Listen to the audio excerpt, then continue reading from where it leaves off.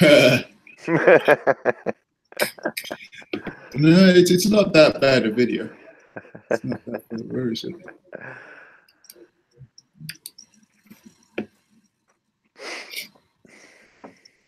First thing, I've got to make sure you guys can actually hear when I share it. Because I had to change my computer. Remember before, James, I used to have that problem.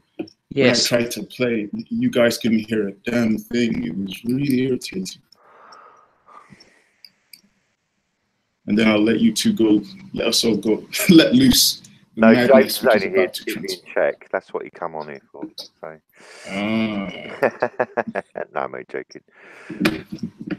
Let me share, make sure you can actually see everything.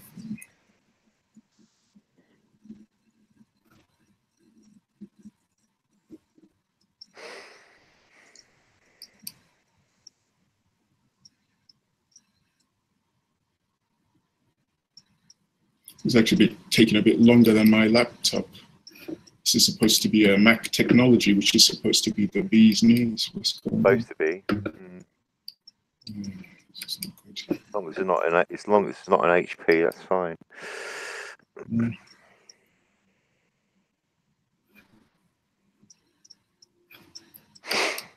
Right. Can you see anything now? Yeah, I can see it. Oh, the suffragettes, yeah. Okay.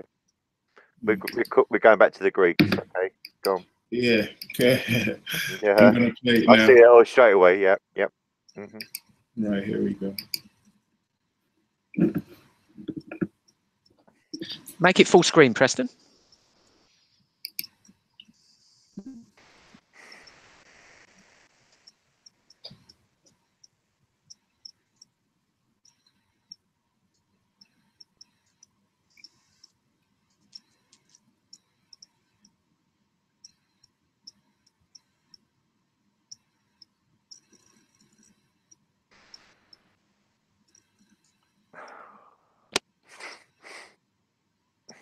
Don't think anything's playing. No, I can see the screen, but sorry, what's happening? Nothing's playing. I'm watching the stream as well, and it's not playing. It's not playing. If I do it like this, is it playing? No. No. I'm actually watching the stream as well. Because your screen sharing present. Okay, let's try this again.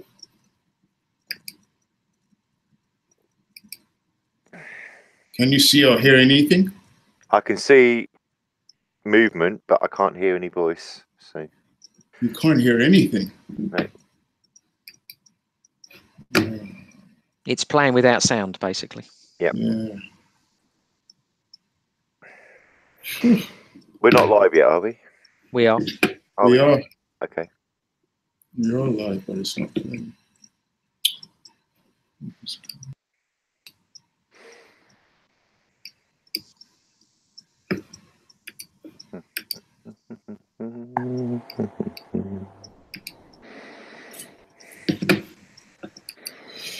So I can see everything you can see, but you just can't hear it.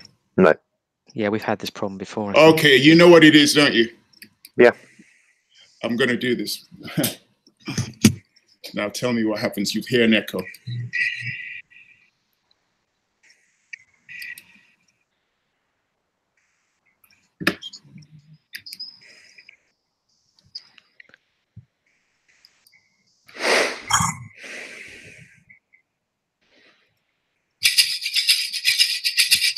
Tell me if you can hear anything. Yeah, we can hear it now.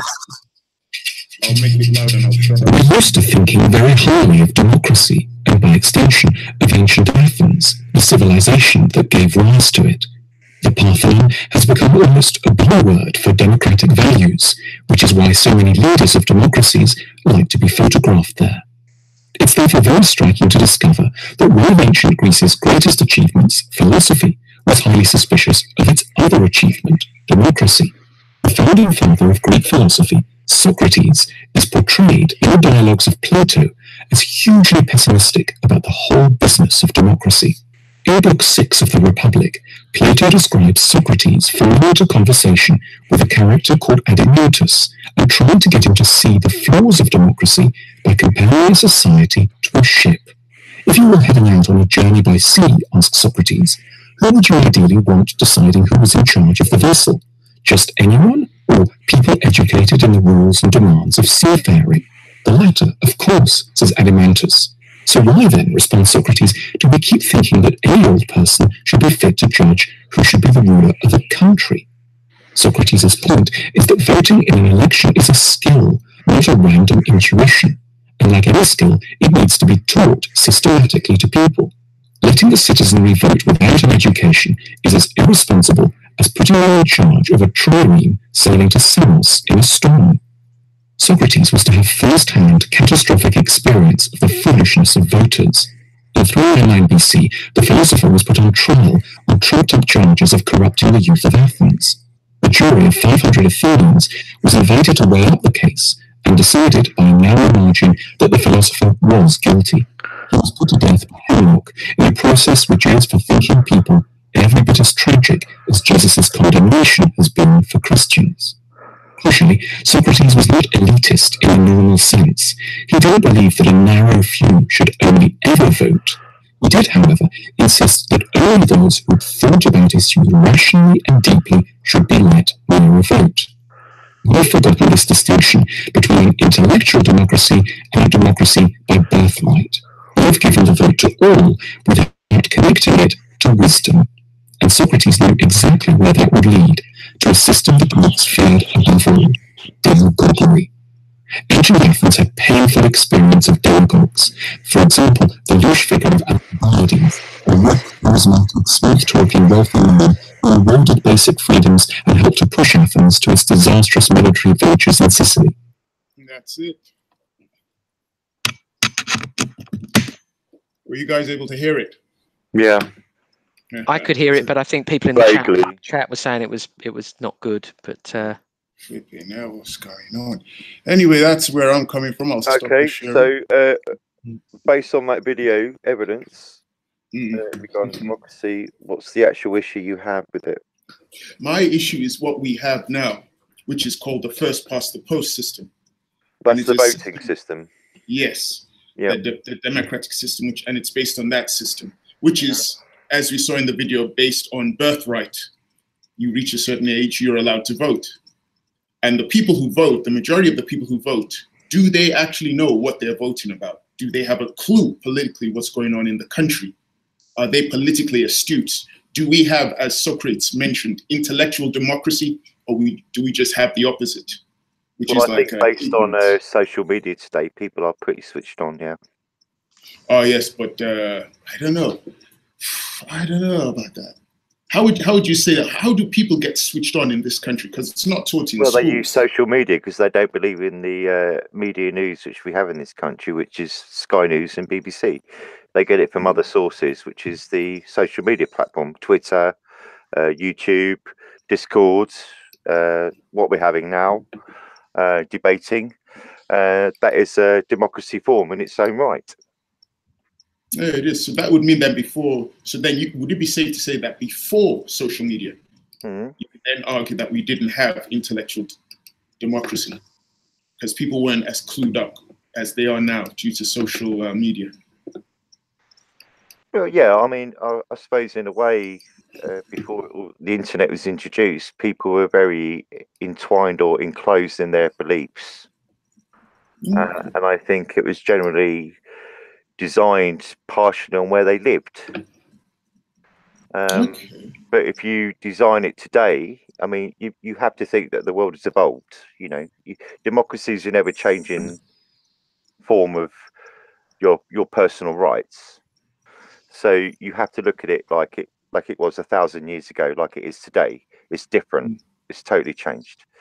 So that's a good thing about democracy in itself, because it gives the person an open view of the world, what it is today, and how you see it is how people persuade it and how we choose to interpret things. Are you saying that the democracy we have today gives every UK citizen an open view of what's going on politically? Yeah, especially through social media, because you have, with the problems the UK is going through at the moment, you have a very biased media where it's not really true what people say. And then what they do, other people get their information from Twitter, from other social media outlets. So it's a good thing, because it allows people to voice their opinion, and it's a good thing. It's based on that, and I think this is where we live in a country like the UK. Is they're trying to quash democracy, because they don't want to give us the right to say what we think. But who's trying to quash democracy? Well, it's the government, really. It's the government, the people who we elected, and whether you go back to Socrates, back to the ancient Greek times, which obviously democracy is formed from. It always gives a fundamental right to people to form their expressions and their beliefs, regarding of their skin color, regarding their religion, or whatever. You have a right to say what you want, and that's the good thing about democracy. So that's the beneficial things of social media.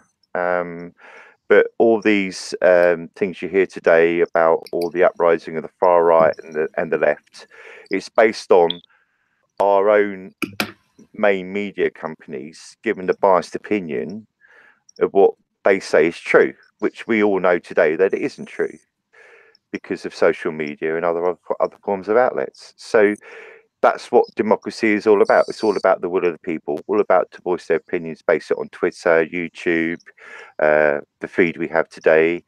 You have a right to do that, and that's what makes democracy a good thing, because you have a right to choose. Do you agree, James? Totally disagree.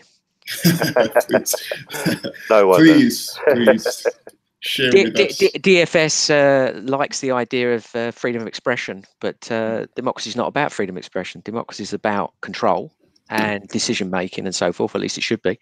And what you've forgotten is the elephant in the room, that even when we do vote for a party that has a manifesto, so let's assume we are completely clued up about what that party represents, they are under absolutely no obligation to fulfill that manifesto.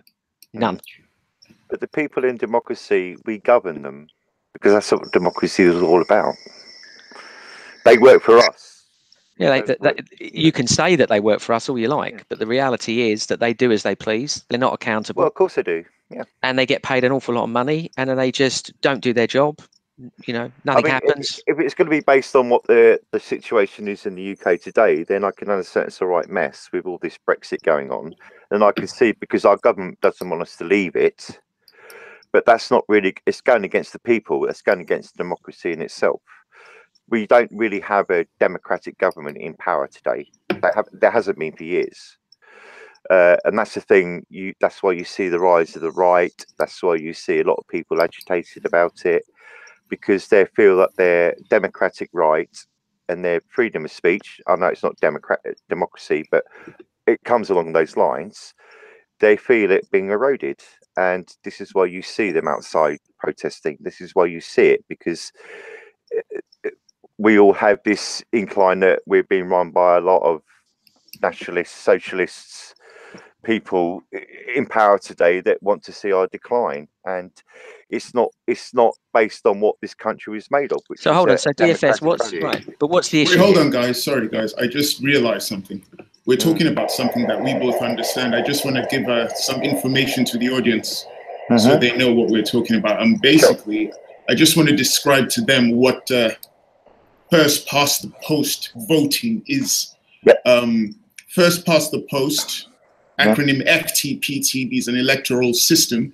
Electoral system is one in which voters indicate on a ballot the candidate of their choice, and the candidate who receives the most votes wins. This is sometimes described as winner takes all. First past the post voting is a plurality voting method.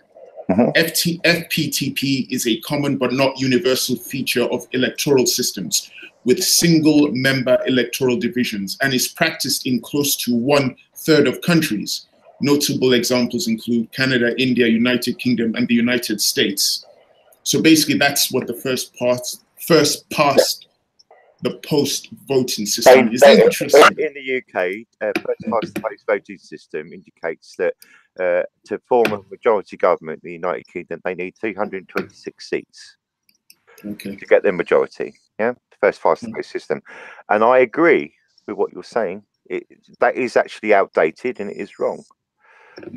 But because based on the modern world like it is today, the demographics of this country has changed. And whereas the first past the post system is very outdated, it needs to be changed. Me personally wouldn't know where to start to change it. But you know, if you look at the last election, in when the Conservative got in power, there was other parties there who had like UKIP is a prime example. They had 4 million votes, but only got 1 seat in Parliament. To me, that's a sorry state. That needs to be modernised, but the government won't change it because they know in this country you always have a 2-tier system, which is Labour and Conservative. That's not really a democracy state, and that's something I'm very much angered about, because it's not our democracy. It's being terrorised by our political system of a few people. Which needs to change. But yet you are still fond of democracy. Yes, because in a way, if it's run fairly, it works. Unfortunately, in this. But you don't know how to make it work, though. What makes you think it works, DFS? Well, that's the answer question, because I'm not really educated enough to actually understand how I can actually. Yeah, but let's say we give you what you need, which is proportional representation, right? Yeah. So we at least give you that, and let's assume that we stick with partisan politics, which I also disagree with. Let's assume we have those two things. We've still got the problem of the fact that they are not obligated to do that. What's stressed in their manifesto. So that's a problem, right? Yeah. Because what we're talking about here is parliamentary representative democracy. We get the proportional rep. We're still stuck. We're still stuck with this view that they can do as they please, and they do, and they do. Well, they've done it for years. So well, forget that whatever traditionally they've done is irrelevant to any argument about what we should have, right? So there's your problem right there, and I think you accept that, right? It's an issue. I do accept it, and I mean I'm a great advocate for it. It needs to be changed, because until we change our parliamentary system on the voting procedure, democracy will not be free. Because you've already had episodes in the last couple of days of protesters in Parliament Square going up to our MPs, and then you've had the MPs squealing on Sky News saying, oh, this man called me a fascist and a Nazi. Well, I'm sorry, love, but that's called free speech. You work for us, we've got a right to chastise you if you're doing something wrong. And this is what they're taking away from us as a society in general. And I can't really see. I do think about it quite a lot, and I can't really see without the United Kingdom, with the voting system, how we can get by and let other parties come in and take more power, because it's always been going by the major two. And this is where democracy falls down. This is why you've got this. This is where you get the alt-right coming up. This is where you get all this upset coming through, because it's the political system within the country. I agree that the rise of the alt-right, for want of a better term, is symptomatic of a failure of governance, right? So if the government are seen to not be doing the people's will, then you will see, alt-right parties or far-right parties emerging. It's just the standard cycle of events, right? They're not getting what they want, so they start voting in people that they think are going to give them what they want, and in fact what they're going to do is make it worse. There's no question, I think. Yeah, I mean, until we can actually wake up and change it, it's always going to be the case. And this is what I feel strongly against, that these people are supposed to work for us are totally going in and promising us something, and they never do it. We all accept here, I think, that we can't have a dictatorship. We can't have one group dictating to 60 million people, right? That doesn't matter how big that group is. It's just too open to corruption, right? So in principle, we like the idea of democracy, because what democracy gives us is a means to limit corruption. That's what democracy is about. The problem is that the vast majority of people are ignorant, and the vast majority of people can be exploited. through PR. Well, when you say And that's vast what happened. majority of people, I think if you ask the majority of people in the UK if they stand up for democracy, I think you would understand. You know, I mean, you've got to also understand that in parts of the UK, the demographic system has changed over a certain amount of period of time, especially over the last 20 years. So we've had an influx of people come over getting citizenship within the UK, but they all live in the major cities in the UK. But you know, London and Birmingham is not the UK. You know, there's other parts to the UK rather than those cities. But if you go out into the wilderness and you ask people about democracy and free speech, they would wholeheartedly agree that they need, yeah, it's what we should have. And you know, unfortunately, Yeah, but as we surely, all know, it's all been changed through our political system. but they're not people. they're not exercising the will of the people, right? No, we can call it democracy all we want, but they are not exercising the will of the people. Exactly. Yeah, I totally agree. So what we need, the only way to exercise the will, well, there's a few ways. One is to have representatives that have to, you know, they have to sign contracts. But you've got constitution. We could have a written constitution, which would help, because at the moment we've got monarchic conventions, which are you have outdated. the Magna Carta, which is old. It's bullshit. There's only 3 bits left of the thing anyway. The Magna Carta is really out of date. You have the Bill of Rights, which is only parliamentary privilege anyway, which only extends to the MPs. Right. Doesn't really extend to the public. But really, I mean, I'm sure people who are listening in, they probably watch a lot of social media and YouTube channels. When you hear the old the free man, the common man, or the sovereign man, and all the sovereign man, which is very outdated. But they are right in what they say, because we live under common law, and that's all. Well, we live under common law and statutes. But the fact is, our judicial system, our government system, is being corrupted by the people we trust or we vote in. Yeah, but neither the statutes nor the common law precedent, neither of those are under democratic control of the people. Well, no, never have been. Well, so democracy is sovereignty to all of the people. That's what democracy is. They use these phrases, but no, that's not what we have, right? No, we don't have that. Yeah, we don't have that. I mean, we are dictated to by we've got serial dictatorship. I mean, so every few years we get another set of dictators. Yeah, there's 3 pillars.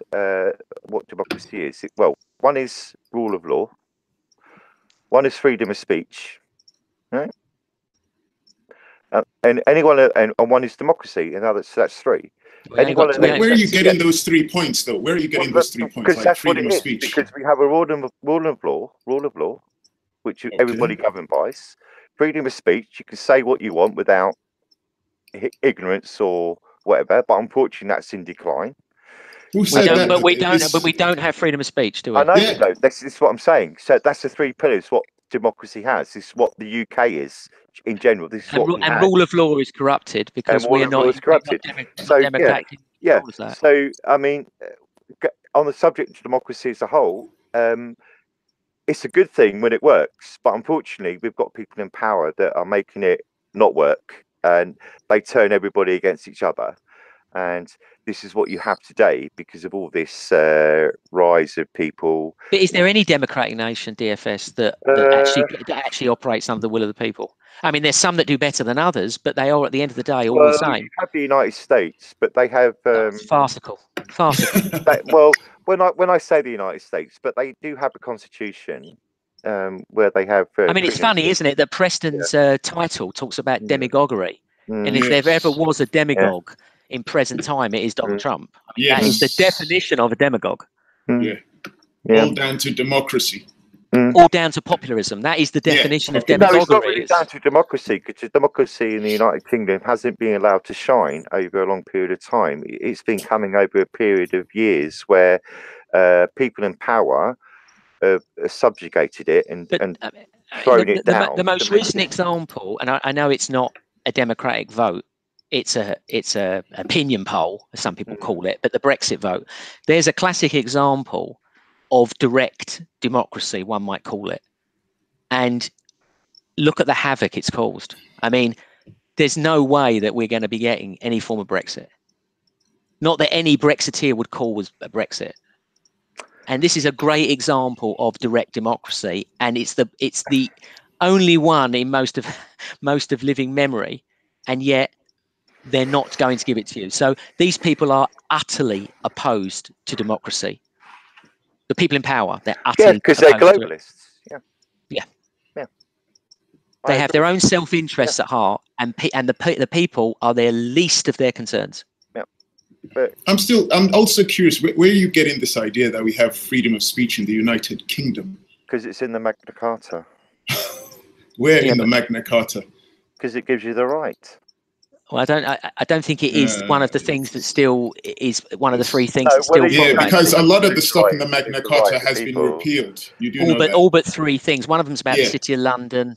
Yeah. The other one is about due process, and I can't remember the first. I can look it up if any of you guys want to look it up. There's three things left. I'll look at it up. Well, Yeah, look it up. You have to understand what democracy is. It's not the power. It's not democracy in this country. Just take the UK. Forget everybody else for a moment. Democracy in the UK is about we have the power, the ultimate power. That's what we have. We are sovereigns. We have the ultimate power. That's what democracy the is. country has the power, which is basically the elites have the power. It's supposed to be. This is what democracy is, and we did have it.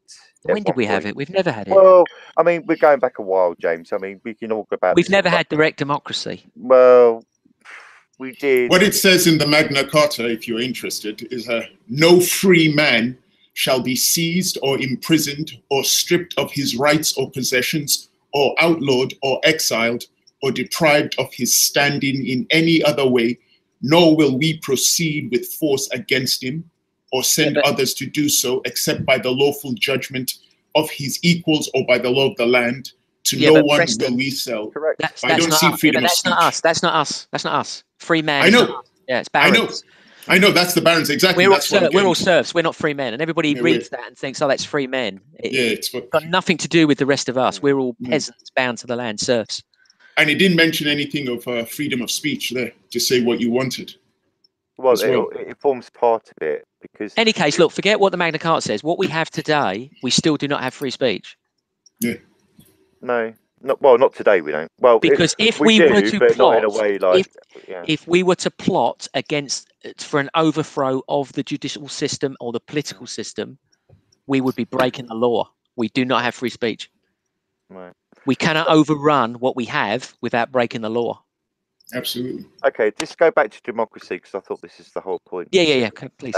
Well, freedom of speech only came in because you mentioned free speech. Just going back to democracy, do you believe when you place a vote in the United Kingdom, should you feel that you should be free of intimidation and violence when you vote? Yes. Right. So that's democracy. Yeah. That's part of. Well, no, that's just part of it. Yeah, but it's democracy though, right? But of course you are. The bit you've forgotten is that you are exploited and manipulated to vote a certain way, right? I know, but I know. But the media is biased. Yes. Everything is corrupted and promotes the single ideology, the capitalist ideology, the elitist ideology, the globalism. It's all promoted through the media. Right. So you are manipulated. You're coerced. Yeah, they call it manufacturing consent.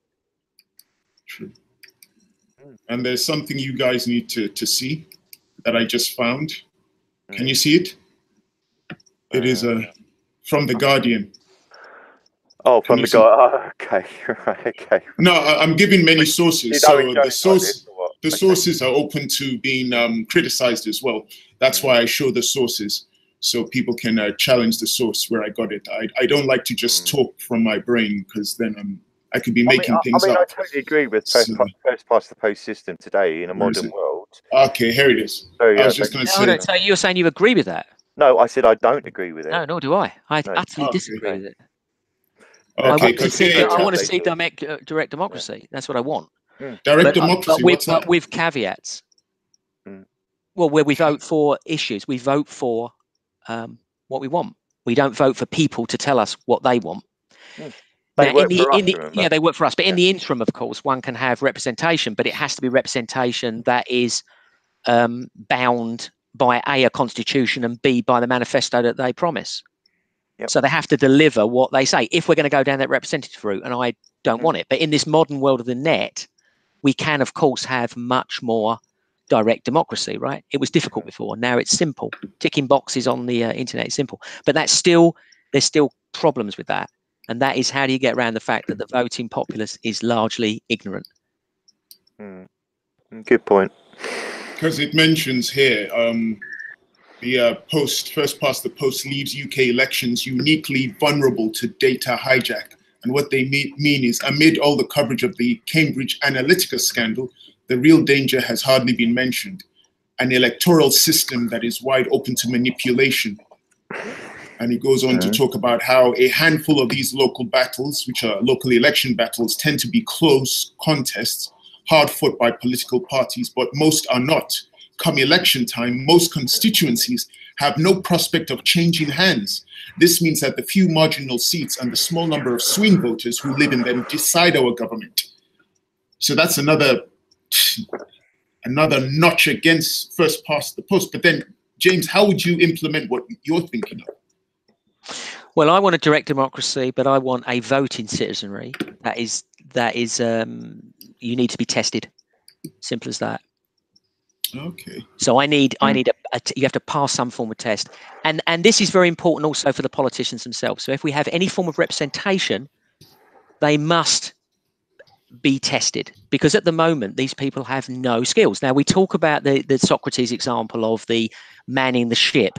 Now the assumption there is that the captains and the sailors and so forth are the politicians, and that we as the peasants are somehow manning the ship. The truth is that those people are also peasants, and that they themselves have no skills at manning ship.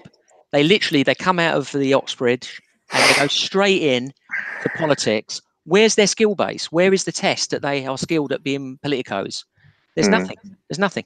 So even they themselves are not sailors and captains, and yet they are manning the ship. So Socrates didn't finish the argument. The argument is, yes, I agree that we need people, if we're going to man the ship, we need people that are educated and understand the position, and that's why we need a test of some kind. But it applies equally to politicians as much as it would apply to voting populace. Yeah, well, he actually did believe that, because he said he was against any elitism taking place. Right. He was against that. But so he didn't favor that. What he wanted is everyone to be trained from a philosophical point of view, understanding what democracy is, and that would mean training kids. So I fully subscribe to that. However, you've still got to pass a test, right? So you get educated, you pass your test. Now you're part of the voted citizenry, and the Senate. Their job is not to pass laws. Their job is to raise the questions, and therefore then the populace will vote on the outcome of those questions, right? So they'll say yay or nay, or these are 4 choices, and so forth. And that way, it's not corruptible, because it's impossible to reach 50, 60 million people and corrupt them. Whereas if you've got 20 people, they're easy to corrupt. And we see this in all modern politics. There's corruption. So they've all got the ear of big business. I mean, if you look at the TTIP agreements and things like that were coming in, that Trump fortunately sort of postponed, those agreements didn't even include politicos. They were basically saying that the EU would have the ear of lobbyists, and it would all be done behind closed doors, and they would pass regulations and so forth. And even our democratically elected leaders would not be allowed in those meetings. So I like the way you say democratic, though, James. Well, they are, but it's a faux democracy as far as I'm concerned. It's not. I wouldn't classify it as a democracy. I think it's to quite frankly, I think it's a disgrace to call it a democracy. But I'm using the term because that's what we understand it. But you know, I mean, in an ideal democracy, this is what I would really want. It basically protects the right of the citizens. It maintains order through the police, and limits the power of the government. That's what democracy is, under the rule of law, which is the 3 pillars, which I said earlier. So, unfortunately, we don't have that. It's slowly being eroded, and well, I'd say every one of those pillars has not been delivered. No. Yeah, all of them. They're all corrupted. Yep. But I don't know. I'm a single man. I could go out there and protest for what good it would do, because they're going to take the protesters away from Parliament Square if they get their own way, because they're working on it. So, I mean, are we gradually working through a Marxist state? Could be. I think first and foremost, we should all agree that or try to get popular opinion on the fact that what we have is in fact corrupt. I think that would be a good start point, because a great many people feel that it's valid in its current form, and it's clearly not valid. I don't think it is valid. I think that the rule of law applies to certain people. It's manipulated. The people in charge of the laws are a certain elite group of people. They can apply discretion where they see fit.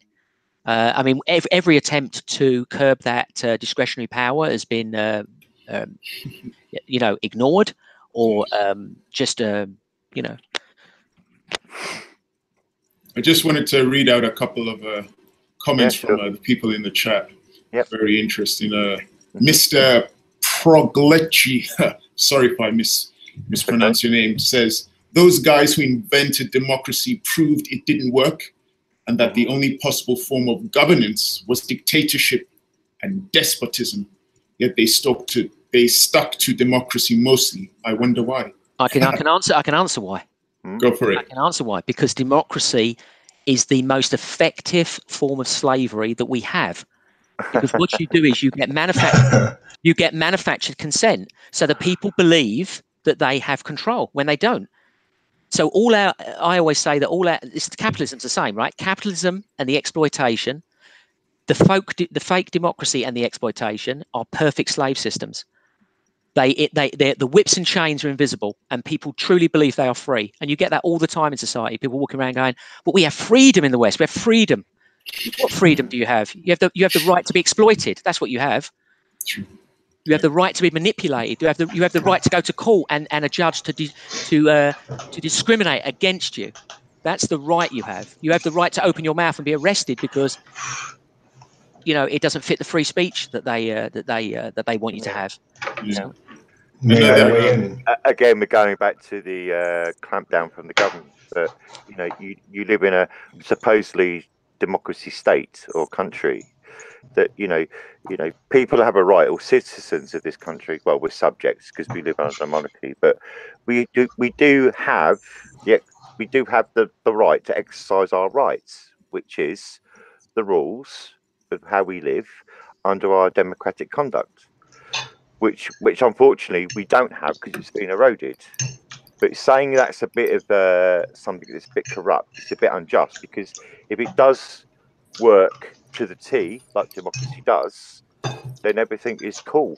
But unfortunately, you've got the ruling parties in power today that are undermining it because they see it as a threat, because democracy gives the power to the people and not just the few, which are the people in government today. I want to answer Wendy's point here.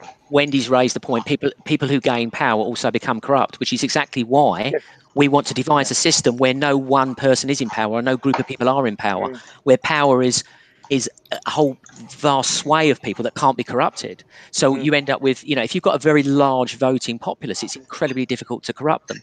And I agree wholeheartedly with what Preston said, the argument that we educate. Wait, hold on, James. I don't want to stop you. Darren?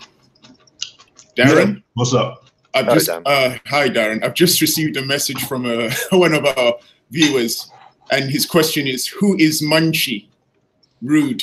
So I guess they can hear you eat. Oh, my bad. Sorry. Please continue, James. No, pass it over to Darren. I've spoken enough. Okay, cool, Darren. Hi, everyone. Sorry for eating. Hi, Dan. Hi. I was just eating while I was listening to you lot. And I don't know, I joined the group with the pretense that this would be about the things that democracy may or may not entail, but it sounds like it's just a full-fledged criticism of how much you hate the UK.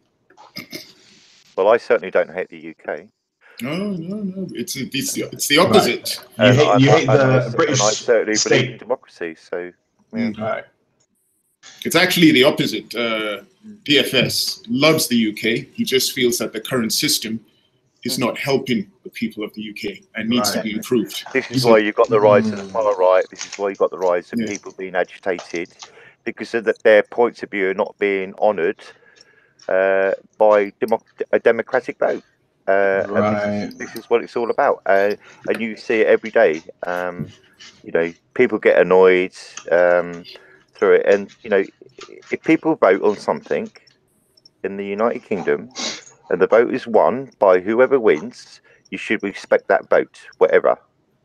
But unfortunately, in the system we have now, it's not run by a democratic government, because in that lot in the Gilded Chamber are a bunch of Euro maniacs who want to keep us entwined into something that this country's invented, which was freedom, democracy, and everything else. And they are hell-bent on taking it away from us. What do you mean when you say that this country invented freedom and democracy? Because we just watched a video the Greeks who originally invented democracy. I mean, with Socrates, But I mean, taking it back, I mean, democracy was only originally passed in government. I'm not going to give dates; it's going to annoy James. But no, please do. Democracy was only formed in 1727, so democracy is not really that old when it comes to the UK. People think it's thousands of years old. It's not that old. It only formed after George V, after the tried to take over the United States, where the Bill of Rights were invented, and democracy was passed, where we gave the freedom of speech, democracy, the vote for people, not the women at that time, obviously, where people lived in an equal society. They had a right to criticize, they had a right to choose, and that's what happened. But as we all know, over the series of times, what's happened in the modern world we live in today, things have changed, where people in other parts of the world are trying to take our democratic right away from us. And this is why you see the uprise of people, because they don't understand why other countries have the right to do that, because we gave it to the people, we gave it to the rest of the world, and people just don't see that. And if the system works correctly, the system works. Right. But unfortunately, we don't have that because of our elected leaders. That's the problem we have. I think that what everyone's done here is they maybe have blurred the lines between what is political theory and political science, because I feel like there's a lot of theorizing about what democracy could or should be, and that's political theory. We can definitely, in that framework, we can criticize our current democracy and we can talk about the ways that it could be better, etc.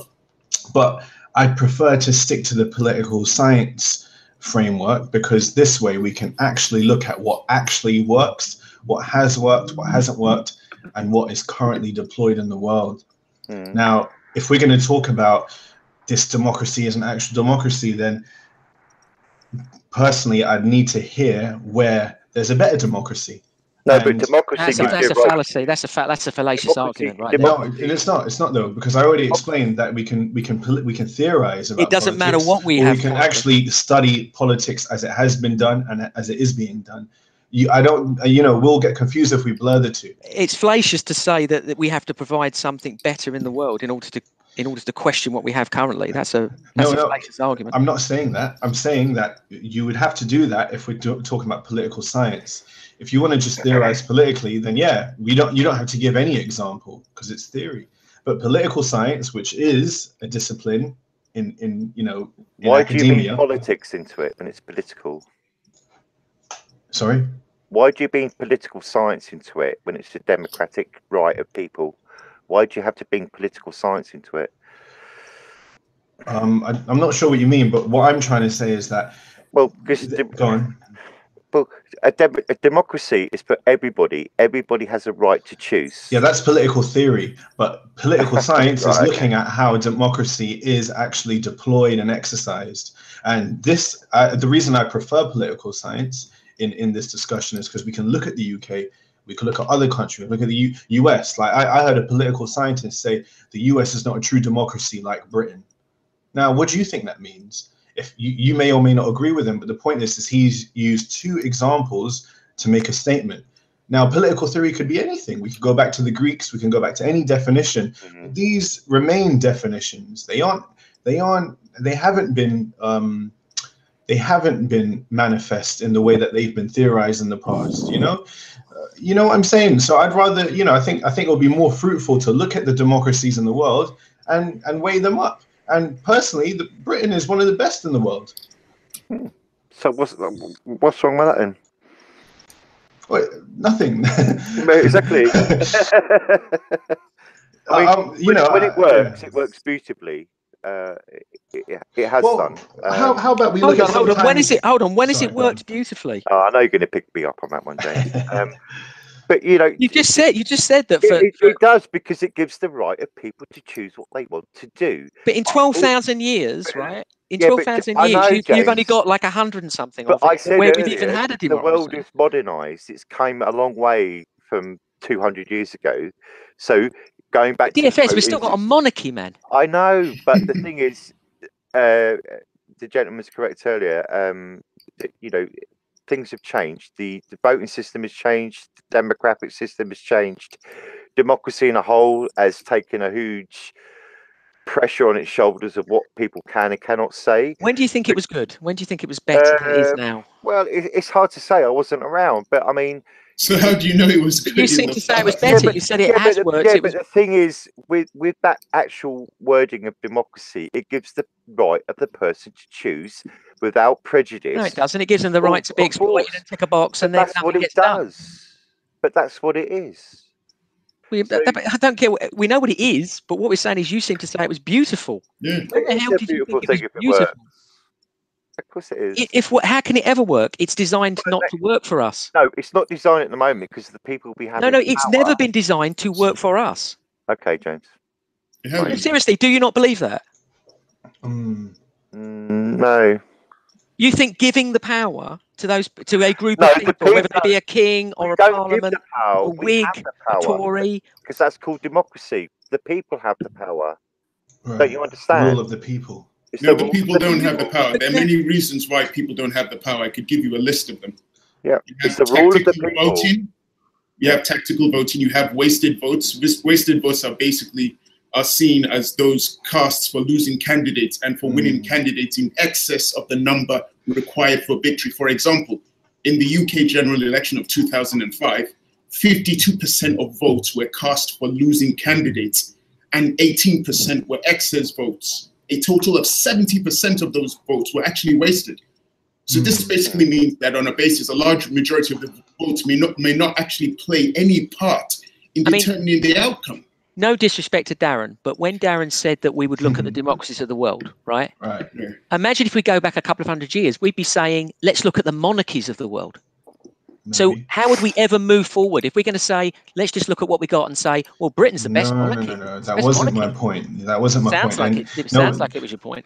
No, but it wasn't, because this is what I was afraid of. These discussions always become, even though they should be discussions about the concept of democracy or the current manifestation of it becomes a simple attack or defense of democracy. And I don't want that to happen. It's exactly what you just said it was. It's exactly that's what we've been doing. We've been talking about what is wrong and how we fit, and suggestions. I've made many suggestions about what we should do to solve the problems. Many. It isn't about what you're saying it is, but I don't see why, if we looked at all the democracies of the world, I don't think you're going to pluck one out that's going to fulfill any of the requirements of the problems that I've been posing. Well, that was my point, in fact. So you're correct, but that's an issue, isn't it? If you can simply tell me what you wish for without really giving a good concrete method of making it occur in our current system, then it just sounds like sort of aimless revolutionary rhetoric.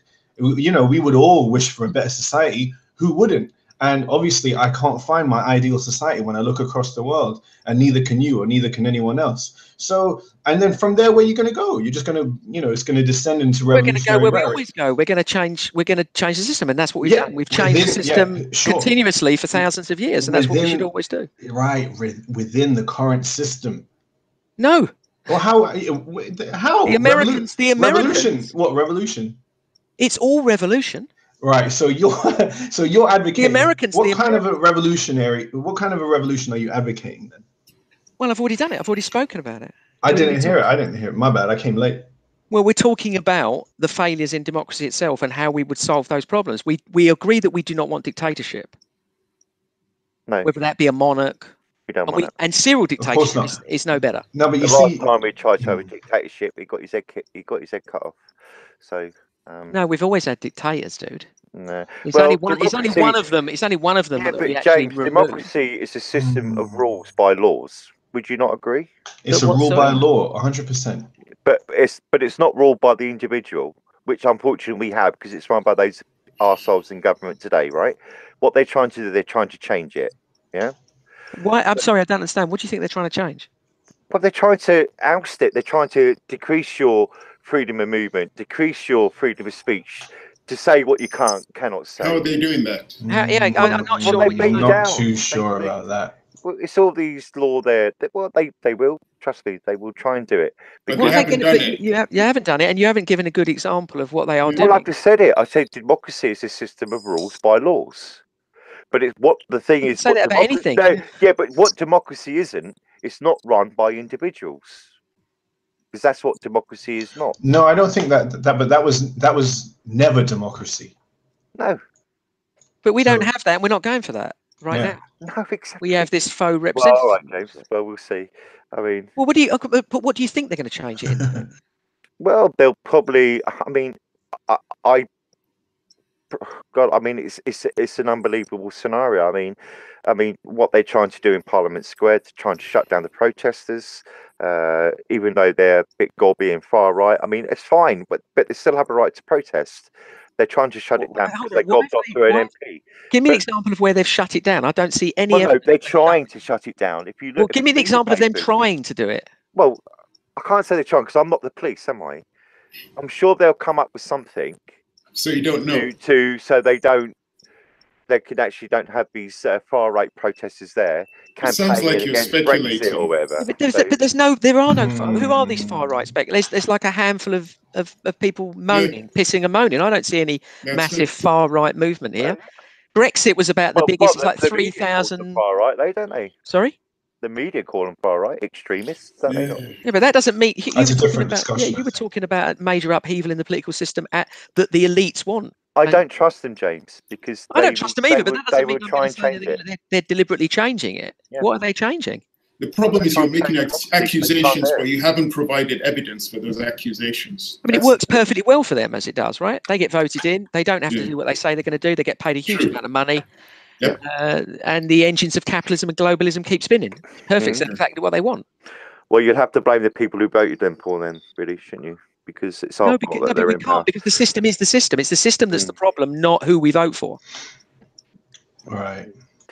Because we could get one group in that are reasonably, I don't even want to say this, but okay, right? But the system itself means that tomorrow there's a worse set of people, and they're not obligated to fulfil their manifesto promises. So, well, they never have, I don't think. Not one of them. Exactly, which is why I was confused when you said it was beautiful when it works. I didn't understand why. Yeah, but it is when it does work. But unfortunately, we live in a world today where it doesn't, because we have the elitist form. Because you understand, when I say the career politician, when I say that word, that's what they are today. But because you've just talked about it, we went from, a monarchy handing over power. I didn't say in the 13th century to the barons, right? Yeah. Then there was more power, a little bit more power to the church. Let's not forget that. The Magna Carta was also about power to the church. So power to the church, power to the barons, right? Leaving the people out again. Yeah. And so we progress all the way through. And it's not until the 18th century do we actually see some form of democracy forming. And the democracy we get is deliberately designed to give us the bare minimum, with the idea that we have power when we don't have any, and people are fooled by it.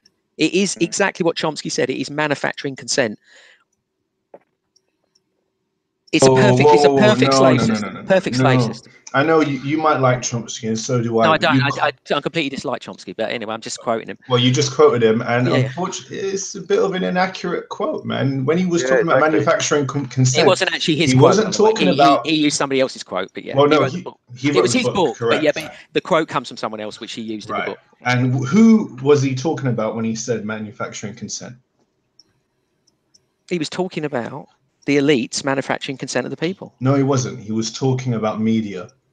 The No, media, they are the man. elites. They are the elites. Are you conflating the media and the state?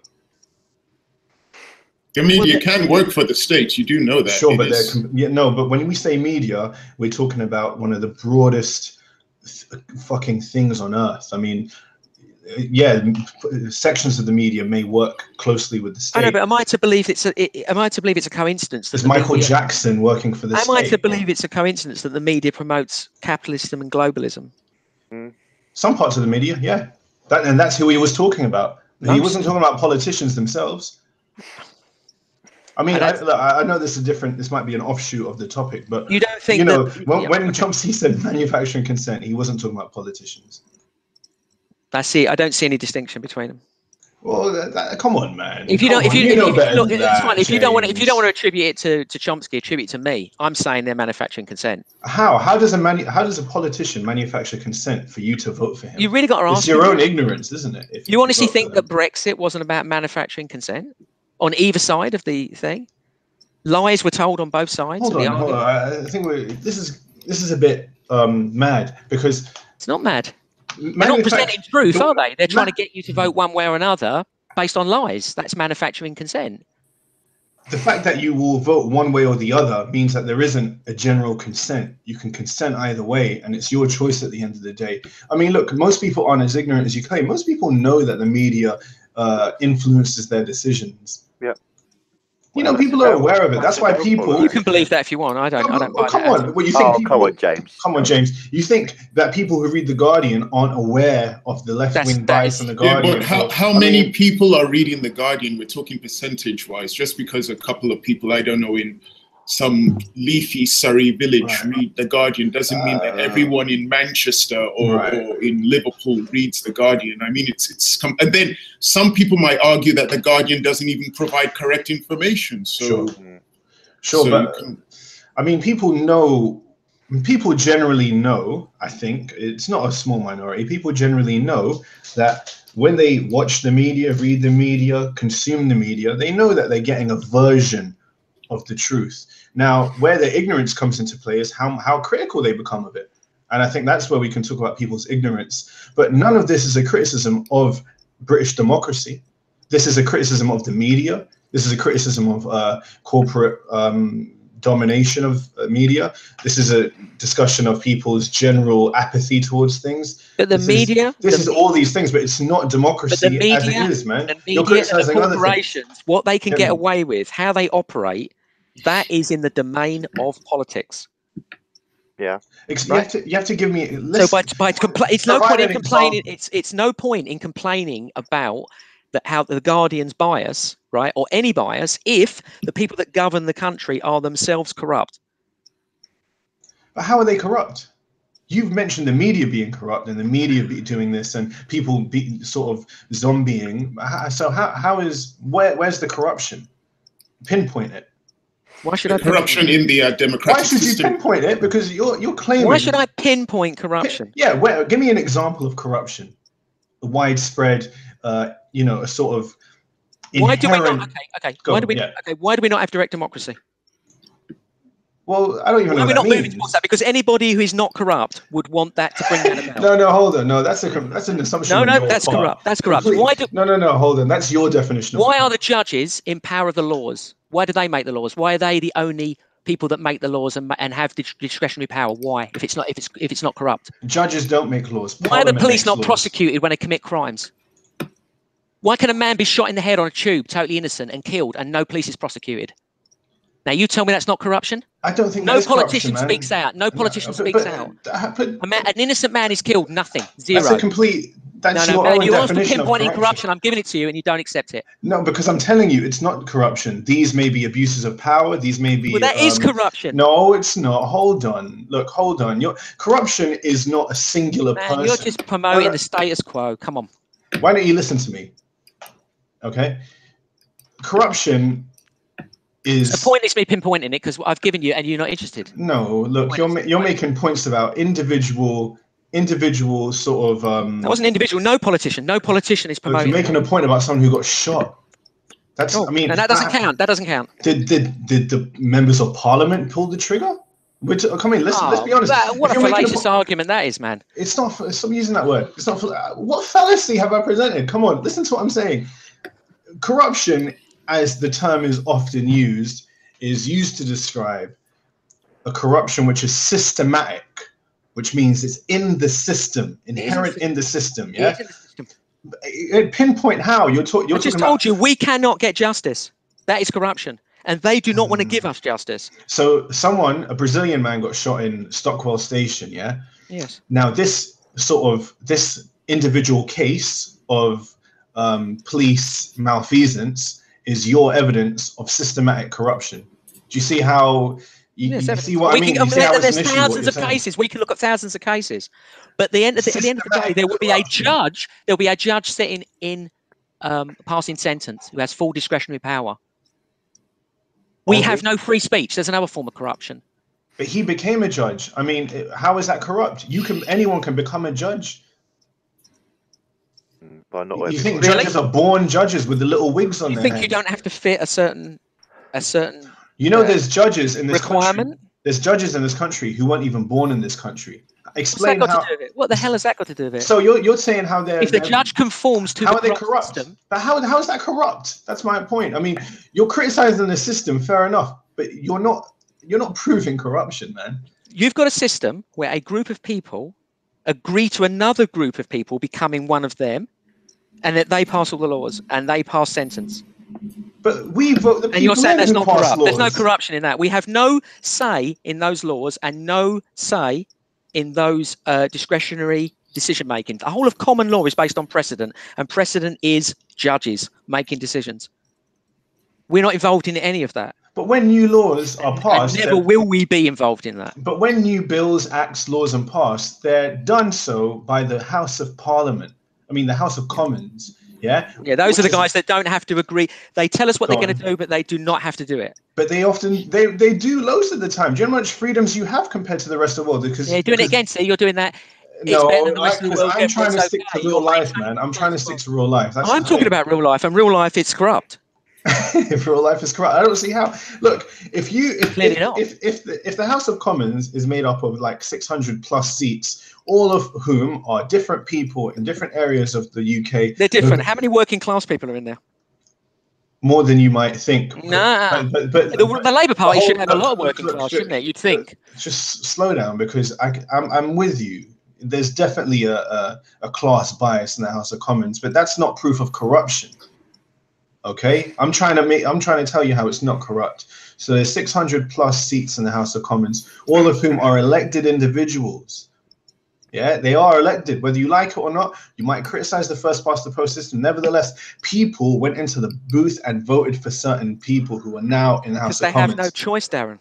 What do you mean? What do you mean they have no choice? You go into the booth, you have. What do you mean they have no choice? Two choices. If we vote, we can vote bro, for these people. You haven't voted. You got like 5 choices. I can vote for like 5 people in my constituency. Yeah, but that didn't work for me. I went to the last general election. It might not work, and I but didn't have a there. single person on there that I wanted to vote. So I voided my vote, and I just voted for all of them because I didn't support any of them. So that wasn't a choice. Fair enough. So when you say you have a choice, what exactly do you mean? No. Look, whether you like the choice or not, the choice is there. This is my point. This is not corrupt. If you walk into the booth and you tick the thing, you are voting these people in. Like, there's no corruption there. Yeah. I'm not talking about corruption. I'm talking about improving the system. I am though. That's responding my point of view. I know you're responding to James, so I'll let you respond. Because if your main point, James, is that democracy doesn't work in this country because it's corrupt. We don't have democracy. But you're saying that you can't even speak out. If you speak out to change its structure, you are breaking the law. I don't know. Don't you think that's a bit hyperbolic? That's a bit exaggerated. It's treason. I recall back to 2011 when there was an alternative voting referendum. Do you remember that? And the government put it to the people, like you said earlier about direct democracy, us having votes on particular issues. Well, we were given one in 2011. Google it, the alternative voting referendum. And you know what? The country almost entirely voted for first past the post. So where is the corruption in that? We were given a chance to change the voting system in the UK. Was it a referendum? Yeah. Yeah, and it wasn't that's an opinion poll, right? No, it's not. It would have enacted legislation. No, it wouldn't have done. What you mean, like Brexit does? You mean? Of course, our vote Doesn't enact legislation. I can't remember that one though. Google it. Google the 2011. I just can't remember voting on that, to be honest. I didn't vote because I was young and I didn't really care about politics. You get me? And who's to blame for that? Who's to blame for that? Me. Everyone who didn't vote and doesn't know about it, it's their fault. The vote was there. Wouldn't matter. It wouldn't. The vote occurred in the 70s for the UK to join. It wouldn't make any difference unless the vote was to actually change it, which it wasn't. I'm sorry. Like, I think if you look throughout. Brexit was not a vote to leave the EU. It was a vote to give them an opinion that they did then decide. But legally, that's not true. That is exactly true. How is that true? They do not have to do what the Brexiteers said. They can do what they like. They can even stay in the EU, which I'm sure they will. They're not obligated. There's no legal precedent for the referendum to be implemented. Are you telling me that the government is trying to stay in the EU? Of course. 100%. You really believe that? Yeah. You don't think it's a bit strange that they're Remainers? The people that are actually in charge of it are Remainers? They were voted in. Again, people voted for Theresa May by majority. Dude, I'm sorry. It's clearly, the point. It always comes back to the man. So, no, but what am I going to say? But this is all wonderful. People get shot. It's fine. But people get shot. People get shot and they get no justice. That's look, and you don't even see that as corruption, man. The thing is, like, I'm with you, man. You can criticize the current system, but I am telling you how it actually is. Yeah, and at the end of it actually is. Yeah, and people voted in Theresa May. So in direct action, they don't. If you criticize Remainers being in charge of the current Brexit thing, then you have to blame the people and not the government, because the government was voted in by the people. How would the people know when they voted the Tories in that there was going to be a referendum on this thing and then the Remainers were going to be placed in? And even if they did vote for a party, I think you've got your history mixed up. Even if they did vote for a party, the party can do what they want anyway. So it wouldn't matter. Can I ask you a question? Let me just say quickly though to that one point, and then you can say whatever you want because I've talked for quite long. You've got your history wrong. The current government was voted in after the Brexit referendum. Yeah, based on what though? Well, James, do you know that? Yeah, but what were they voting in? It makes no difference. No, but I'm saying you were wrong. Look. Dude, it makes no difference because they're not. Look, oh man, it doesn't matter. It may make no difference, or they don't have to follow the will of the people in regards to the referendum. And even if you do vote them in, they can just change the House. They can just say we're going to switch it for these guys. It doesn't make any difference. But none of that has happened. I'm telling you what has actually happened. David Cameron stood down. Yeah, and then we voted in a Remainer. Who'd you have to blame for that? No, she wasn't both. No. We didn't vote in Theresa May, right? We had a general election. Are you joking? No, we had a general election. Right. Okay. And the Conservative Party at the time, during the general election, said after the referendum that that's the reason why they got in power to push this Brexit deal through. That's why they got in power. But if you remember back then when they voted, they had a hung parliament and you had the DUP that got involved in it as well. Now, if you look at it and you study it, you will see quite clearly on that to get the DUP on the Conservative side to form a majority government in the House of Commons, they gave £1 billion sterling taxpayers' money to Northern Ireland. Right? Right. Okay. Right, so I didn't even hassle Darren on the bank bailouts, but maybe we'll get to that. But that's what does that have to do with what we're talking about? No, but total corruption is what it is. It's corruption. But this is what they did. This is what they did. They got in power. Theresa May wasn't voted as a prime minister, right? Really? She was, but continue. Well, no.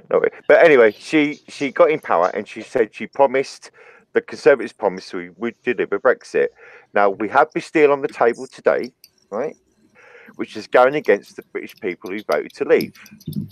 Because none of what she's saying in that is what the people voted for. They voted to leave. Now you're right. You're right. The Tories had to do a deal with the DUP in order to maintain the majority. Yeah, £1 billion tax, not mine and your money. Right.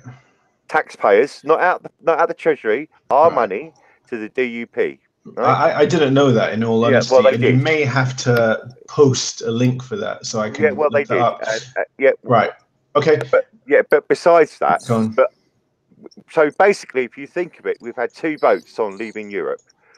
The referendum 2016, and the general election, right? So we've had 2 votes. Correct. Right? So if you look at the 3rd one, and they're still humming and hawing over leaving the deal. Yeah, well, because they can't agree to it. But what they're doing is they're going against the democratic vote of the people because they don't listen. And I understand your point where you say we voted them in. Of course, it's our fault, but we can still vote them out. But what we need to change is we need to change the whole system of the way Parliament is run today, because it's run by career politicians who are only there to make money. To make money. And if they're good boys, they might get a peerage at the end of the day. Bit like Sinead Clegg, yeah? You think Jeremy Corbyn's a career politician? Exactly. Yeah, well, he's a socialist. So is that a career politician, though? Yes. No, but, bro, but you know how you sound. You know that what you're saying it clearly isn't true. How is Jeremy Corbyn a career politician? Right? Next week. How is he there for money? When they go for the vote next week, Come on, man. Can you tell me that vote's not going to be passed through Parliament? Bro, do I look like Mystic Meg? I can tell you one thing. That vote is going to be passed, and they'll call for a general election. Then you have Corbyn in power. Thank God, and I hope that happens, to be honest, because...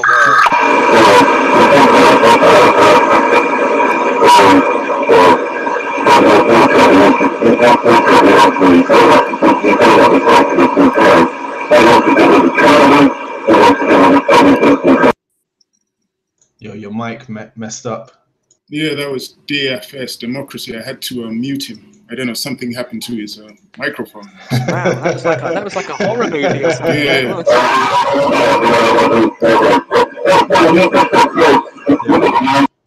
Yo, you need to fix that. Because that killed my don't know. headphones. Hopefully he can hear us. Democracy, you've got a problem with your microphone. Yeah, there's something wrong with your microphone. When you speak, it comes out really loud. God, I nearly had a heart attack. Yeah. So a guy in the chat said, I get my news from CNN. Yeah. I don't see how, because everything that I've said has actually happened. So I don't see how I've got that from CNN. I just wanted to correct you on one thing in regards to Theresa May coming into power. She had to go through an election, as you mentioned. Correct. But it was a leadership election within the party. Sure. The people didn't vote for her. No. Hold on. There was a general. Have people suddenly forgot that there was a general? No, but election? before the election, they had to have a leadership election. Yeah, and they voted for her. Yeah, well, exactly. The party did, not us. Yeah. Right, but look, that's how the parties work. Yeah, but we're talking about trying to. Well, I'm coming from the point of view of trying to improve what we currently have. But I get the impression from you that you're saying it's perfect the way it is. And I'm saying... Come on, Preston. I'm not saying it's perfect. Okay. I didn't know this was going to be a discussion about improving current democracy. I thought it was about what it apparently causes. I thought you said, what was it again? Does democracy cause demagoguery and... Yes, ignorance and demagoguery, which is some of what James has been talking about and what DFS has been talking about. They've both been talking about the demagoguery, populism. You know, people like them. Trump is a brilliant example. Was what I said. He is the archetypal demagogue. Yes, good point. Thank God we don't live in the US. Because I think DFS you quite like Trump. Yeah, I'm a Trump supporter. Yeah. You see that? There you go, man. You may laugh, my friend, but if you look at CNN, I think you heard in the chat about someone who gets his information from CNN. I don't know whether or not he is trolling, but you have to understand that CNN is basically what they call the Clinton News Network. Oh yeah, they're fully liberal. Yeah, Democrats. so there's no doubt about it. When you have Trump in power, which is basically he wasn't a politician, he was a businessman, right? Career politician. Some people don't like his stance because he says what he means, and it frightens the shit out of these lefties. Right. It really like Jeremy Corbyn. Yeah, it frightens the hell out of them because what he says, he does. Where's the wall? He's been in power. He's done everything he says. Where's the wall? I'm not going to talk about Trump. This is not why I'm here. But anyway, let's get back to democracy, for God's sake. Oh yes, I like I was stating, I would want to improve it. One of the things I would want to get rid of in our current system is what they call gerrymandering. Gerrymandering is when you have electoral areas are designed deliberately to unfairly increase the number of seats won by one party. And they do this by redrawing the map. That's such true. that one party has a small number of districts. The demographics of the UK. So that's an example of something. Yeah. If you look at it logically, in the United Kingdom, it's 326 seats to win a majority government in the United Kingdom. Now you look at London, just as once the capital of the UK, 74 seats alone are there in that city alone. 74 seats. Right. We can solve this with proportional representation. Yeah, I know that. But then you look at Birmingham, which is 24, and then you look at Manchester, that's 17. You look at Liverpool, that's 14. That's not including the rest of the UK. Right. So this is where that system falls down.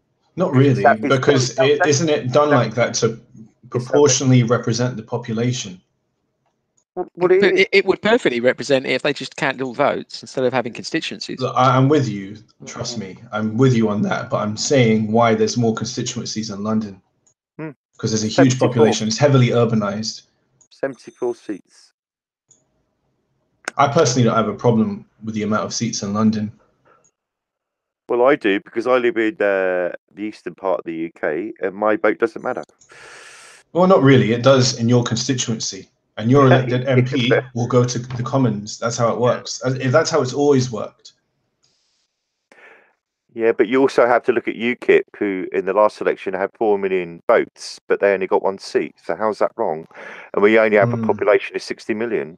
I agree. They did get a lot of votes, but I mean, in the current system, they didn't get anywhere. And I think that's fair.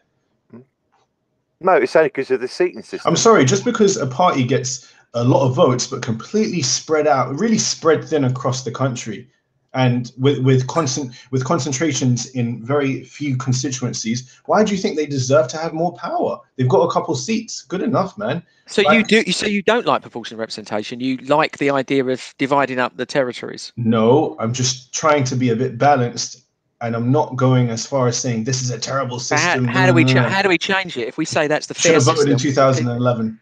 If we say it's fair, that sounds like you want to keep it the way it is, right? No, I'm not saying it's fair in a wholesome way, but there's certain things about it which make sense. I mean, look, that's why there's an uproar in the streets, because the system does work to some extent, and you have to recognize that. I mean, you have to be pragmatic and realistic and look at the things that do work and don't work. And I think if UKIP or another small party gets huge amounts of votes, but really spread them across the country, then, you know, I think they got what they deserved in some ways. Sorry, who got what they deserved? The people got what UKIP, sorry. UKIP got what they deserved. Well, the last election, they got 8% of the vote, and they got 1 seat. So spread thin. You tell me? Yeah. Spread thin. I mean, that's how it is, man. I mean, look, every revolutionary movement or any sort of I hate to use the word because it's become toxic now, but any progressive movement has always known that organization is the key to winning in a democracy. Now, if a certain movement isn't organized, but they have like 1,000 people in each democracy ready to vote for the sorry, not in each democracy, 1,000 people in each constituency ready to vote, then they should be aware that that won't amount to nothing. Organization means centralizing your sort of political allegiance, and that's how you get things done. Darren, would you change it? 100%. Right, so you'd have proportional rep. Yeah. Okay, cool. That's all we want to hear. That's what it needs to be. James, my first point I thought would hopefully set the stage for what I'd be saying, which is that you can either talk about political theory or political science. What is or what could be. I'm not conflating the two. I really try hard not to conflate the two. I'm with you. We've talked about both. But you conflate them. I'm happy to talk about both, but we have to be quite clear about what we're talking about. I don't know why you think I'm conflating them. You are. You asked me questions. You think I am. Really That's because you're delusional, not me. But you said that you didn't think it's corruption. But look, it's not. Bro, I tell you why I'm really careful about regime in every sentence you've said. You've been selling it. You called it fair. You're using their language. You're basically like a Politico. You're selling the current regime and saying it's fair, it's fine, it's not corrupt. Yeah. You're saying all exactly the things that a Politico would say, right? It's all exactly as it should be. Some elements it's how it's always been. You said that often. It's how it's always been. Yeah, political science. Appeal to tradition or appeal to history or whatever. But James, you seem to be missing the original point about science and theory. No, mate, you're using those words. But am I not proving what I'm saying? No, they have dude, they have no meaning. Look, can any of you tell me when I've conflated the two? Throughout this whole conversation, I've tried to tell you what is and what has happened. We're not saying you're conflating them. I'm saying they're irrelevant. You just told me I'm conflating them. No, I didn't say you were conflating the two. I said you were delusional. You said I was conflating them. Thanks for you that. told me I was conflating them. You are. And the reason That's you fine. are is because if I make a point about how things are, you then respond to me with how things could be. And But that's what we're here for, to discuss how things could be. Right. But that's where the you're not telling us how things are. You're telling us it's fair and not corrupt. That's not the same as telling us how it is. No, I mean, you're saying it's fair and not corrupt. That's what you said. No, I never made a wholesome point about its fairness. I said that the way that UKIP has been treated is fair. No, but you have used the word fair. Like when we were talking about the leadership and you said, yeah, people voted for them, it's fair. That was fair. Yeah, exactly. That's another point about it. I mean, so you have used the word fair for the system. Sure. So you do think it's fair? In that regard, yes. And in the UKIP regard, yes. So what would you then start going about changing?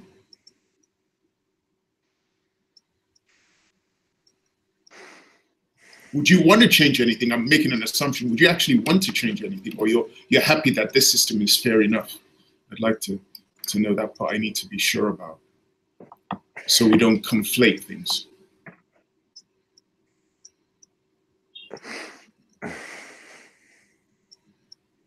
He's not going to answer, is he? I don't know. Is Mike okay? I don't know. Well, I could probably answer that. It's not. It's unfair, the system.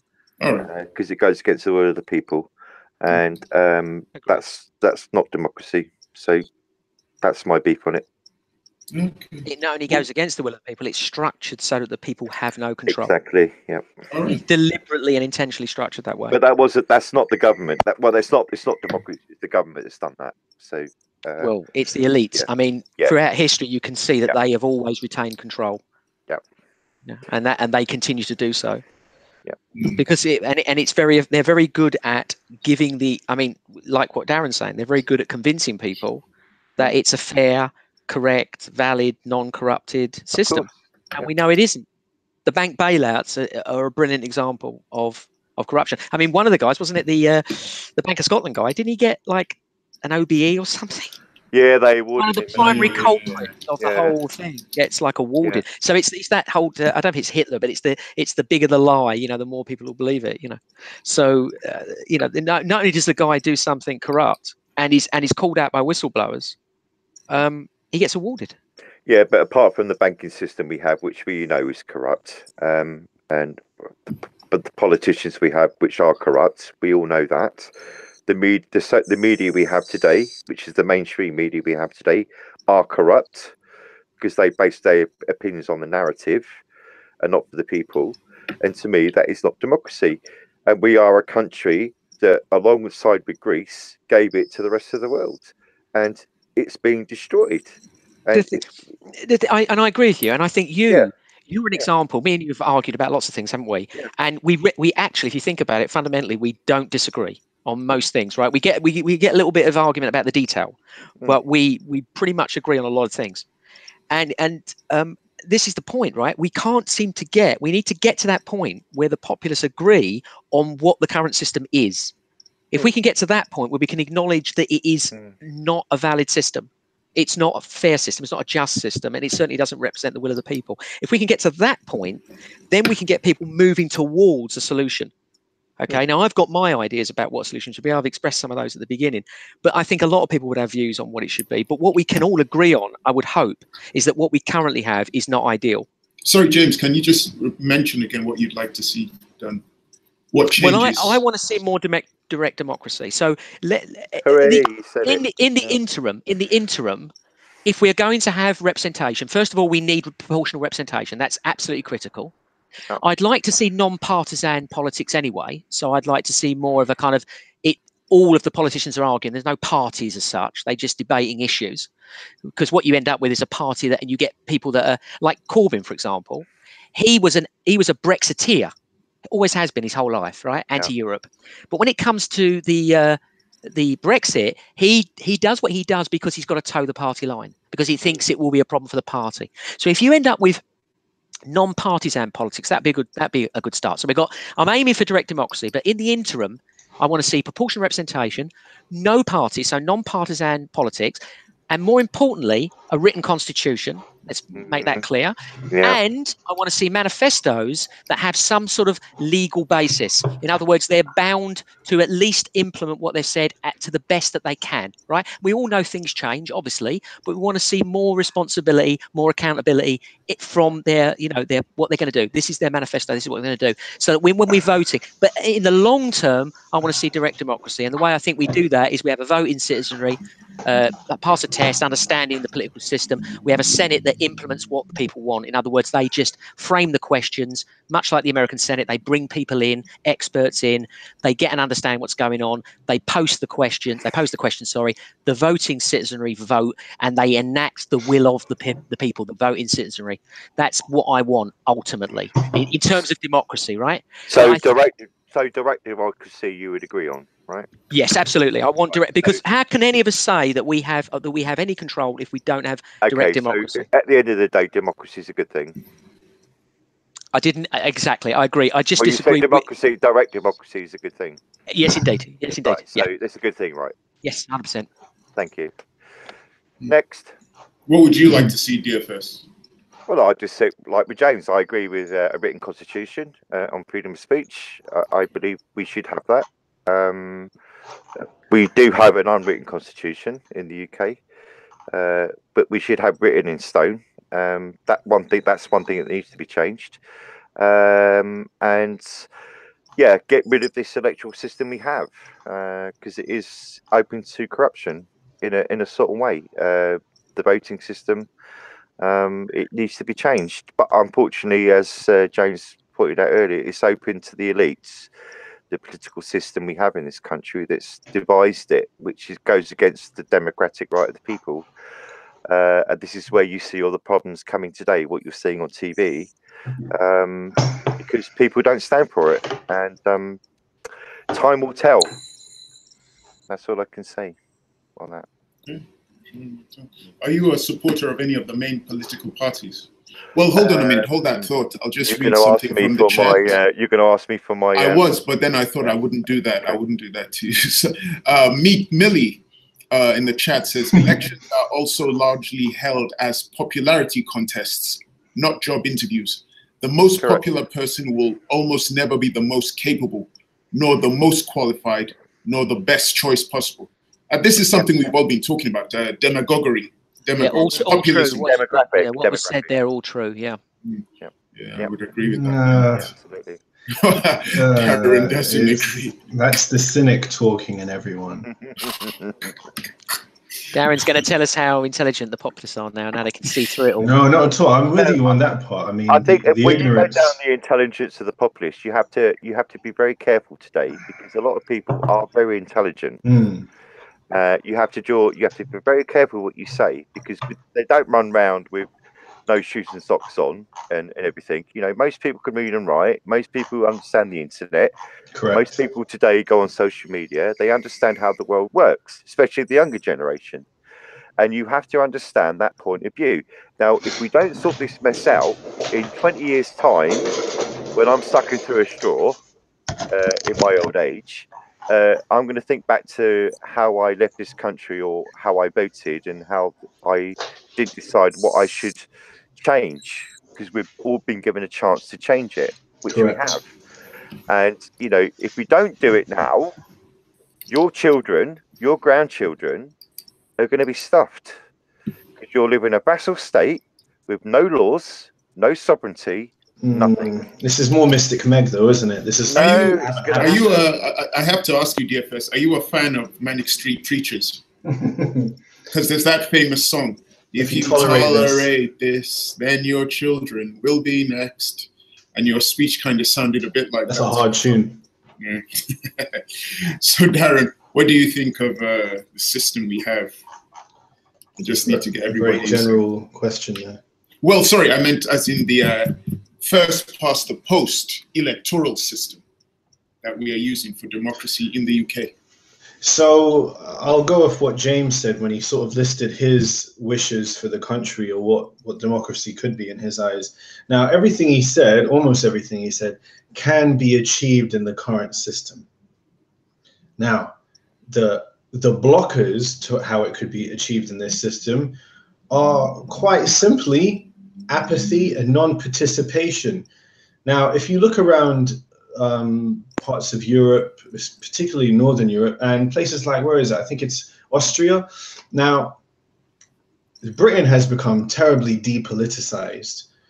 We don't really learn it in our schools. It's not really, it's become more popular thanks to social media. People are more aware of other people's political beliefs, but not in the best format. People are sort of, it's become a bit of a football team kind of approach to politics because of social media. But in general, the country's terribly depoliticized. They have no understanding of how government or law works. They really don't know anything. A quick point, I think most people who do think like that are the ones who hate the government and hate democracy and all that, because they don't really understand it most of the time. I'm not saying that's anyone here, but you'll find that a lot of people who criticize the government don't actually know how the government works. But anyway, in general, most people are depoliticized. Most people don't really care. We're very comfortable here. Regardless of what government gets in, most people live a very comfortable life. We can get a job which, you know, in most places of the country will pay our rent and keep us pretty well entertained. Why should we care about changing parties if our life generally stays the same? And I don't blame people. It's very comfortable here. And I think that's one of the issues that I was going to talk about. Democracy does promote ignorance, but it also promotes apathy, because democracy brings a lot of comfort to people. It brings, high wages, often good living standards. So why care, right? Now, going to what James said, even though we do live pretty well in this country, I believe, this is where I'm going to start going Mystic Meg, I believe that if everyone had to vote, like it was the law to vote, that's why I brought Austria. In Austria, you have to vote. Now, that's a minor addition, but that would change everything. Because did you know, I think it's like 49% of people exercised their right to vote in this country in the last general election. It was a really low figure, and it's really worrying. Apparently, more people voted in the Brexit referendum than any other vote in history. Yes. And it wasn't even that much. It was still like most people didn't really care. So that's a realistic move towards a better democracy. If everyone, I know it doesn't sound democratic, but everyone should be forced to vote. I think that is a minor addition. It's done many places. It's not controversial. That should happen. Second of all, there should be more political awareness in maybe the education system. These are minor differences which would make a huge world of difference. And maybe in 20 years, when I'm sucking through a straw, it won't be a vassal state. It would be somewhere where people are more democratically engaged. I mean, democracy is there for the taking. We just haven't taken it because we haven't cared enough, man. That's my point. So you think that's one of the major problems, apathy? Most people apathy, not caring. Disengagement, non-participation, yeah. Those that vote, I've got some figures here for people that voted. 57% in the last general election, 50%. There you go. 57%, hold on, of 18 to 19-year-olds voted. That's really high. 20 to 24, 59%. 25 to 29, 64%. 30 to 39, 61%. 40 to 49, 66%. It's going up and up and up. 50 to 59, 71%. 60 to 69, 77%. 70 plus, 84% voted. These are pretty high figures. When people talk about apathy, these are pretty high figures. Sorry, what was the 18, 19 I'll tell you what I'm going to do. figure? I'm just going to post it.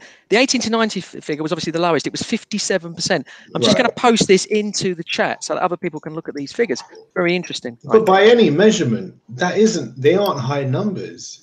We're talking about loads of people who squandered or didn't care about their vote. Don't you think that if all of those people voted in one way or another, we would see a very different political climate? Well, I think you're going to see the Labour or the Tories in, which is more or less the same to me. Yeah, but there's no evidence for that. My point is that we've had them both, and they seem more or less the same to me. No, but my point was if everyone was able to exercise their vote, that could easily change. easily change by making it compulsory, as you said. Yeah, exactly. I think you mentioned Austria. I think Australia does the same thing as well. But do you think people would vote for? You think the people that don't vote would vote for somebody that isn't Labour or Tory? But that's democracy. They can do what they want. No, but I'm asking you because you seem to think it'd be a radically different system. I think one of those two would get in again. I never said it would be a radically different system. I said it may allow for a big change. Like this is the truth. Imagine, like, take UKIP. UKIP's a great example of democracy. In 30 years, the one issue party almost has won. They got 2 seats or something, but they got their political goal through in my lifetime. You get me? I was born in 1989. In my lifetime, these lot came out of nowhere and got what they wanted, and I think that's democracy. So, I hope you're this positive when you get older, dude. Well, it's hard to not become more cynical as you get older. But listen to my point. So imagine one day, this is where we start getting a bit mystic, Meggy. Imagine one day it was all compulsory to vote, and imagine a new movement similar to UKIP popped up, which would be like, I don't know, an anti-monarch party or some sort of thing that we hadn't really seen before. Now, that would then have a far greater chance of succeeding, at least in a small measure, if not a large measure, if everyone had to vote compulsory. Well, like you said, it's Mystic Meg. But that's a democratic right. You have a right to do what you want. Right, but if we had a written constitution, the monarchy is gone. That is the purpose of the written constitution, to remove the conventions that yield power to them. What power? Sorry, the conventions are not power. The conventions are that they yield power. So if we have a written constitution, they lose that power. That's the position. I mean, you look at UKIP, for example. That party was never supposedly was only invented or erased as a political party only to get out of Europe. Correct. That's all it was there for. It wasn't there for a common gain for running the UK. It was never invented for that. And the man who spends his entire life trying to achieve that is Nigel Farage. When we're at the, final point of maybe getting it, he walks away. Makes no sense, and ends up being an LBC radio host. What the hell? Speaking of career politicians. Yeah. So, but UKIP is a great party because it's an alternative party, because we only have in the UK a 2-party system, which is Labour and Conservatives. We all know. Yeah, but they're just Tories, aren't they? Yeah, they're Tories that want out of Europe. That's what we don't have a choice. But unfortunately, worse than that. It's not unfortunate. It's a great thing. Darren's right. They are worse than that. Yes. We are seeing today a huge rise in a membership of UKIP. Not really. Well, you are. No, they've decreased since Nigel Farage was leader. And For Britain as well, which is run by Anne-Marie. So you are seeing a diversity. For Britain's at least going to get 1 vote. That'd be Annie's. I think that's it. It's the crystal ball again, isn't it? So you look at that perspective, but it's good to see that people are waking up and they are voting, or they are stepping aside from the original 2 parties that we have. And that is great for democracy, because I'd be glad to see another party in power to bring on different changes, because we've been so used to this 2-party siding. I've got 2 words for you, DFS. Wishful thinking. Well, we'll see. I'd rather we didn't see. I'd rather we just did. But no, I can't predict the future, but in my ideal world, you seem to be predicting the future, though. No, but in my ideal world, it would be glad to see a few UKIP members being elected into Parliament. Would you bet me? Would you bet me on it? I'm just curious. I'm just gauging your confidence. How much would you bet me that this? On the last election, it was 4 million votes. I mean, now they've gained a few more thousand seats. I know they don't have huge backing. But 1,000 seats. My prediction, to be clear, is UKIP get fuck all. That's my prediction. Well, we'll see. Nowhere. We'll see. UKIP aren't a proper party. They're a one-issue party, and everyone sees through how inept they are. Thank God. The only people that vote for them are mostly disaffected, uneducated, white English people.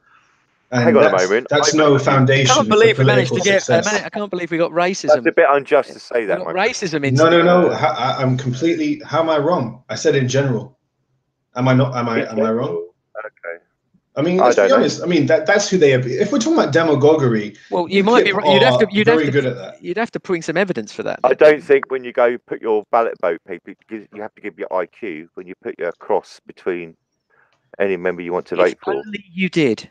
It's not an IQ test, right? No, it's definitely not. But we all know that they are trying to aim for working class votes. I mean, what do you think the guy's trying to do by bringing Tommy Robinson in? He would sweep a large amount of white working class votes.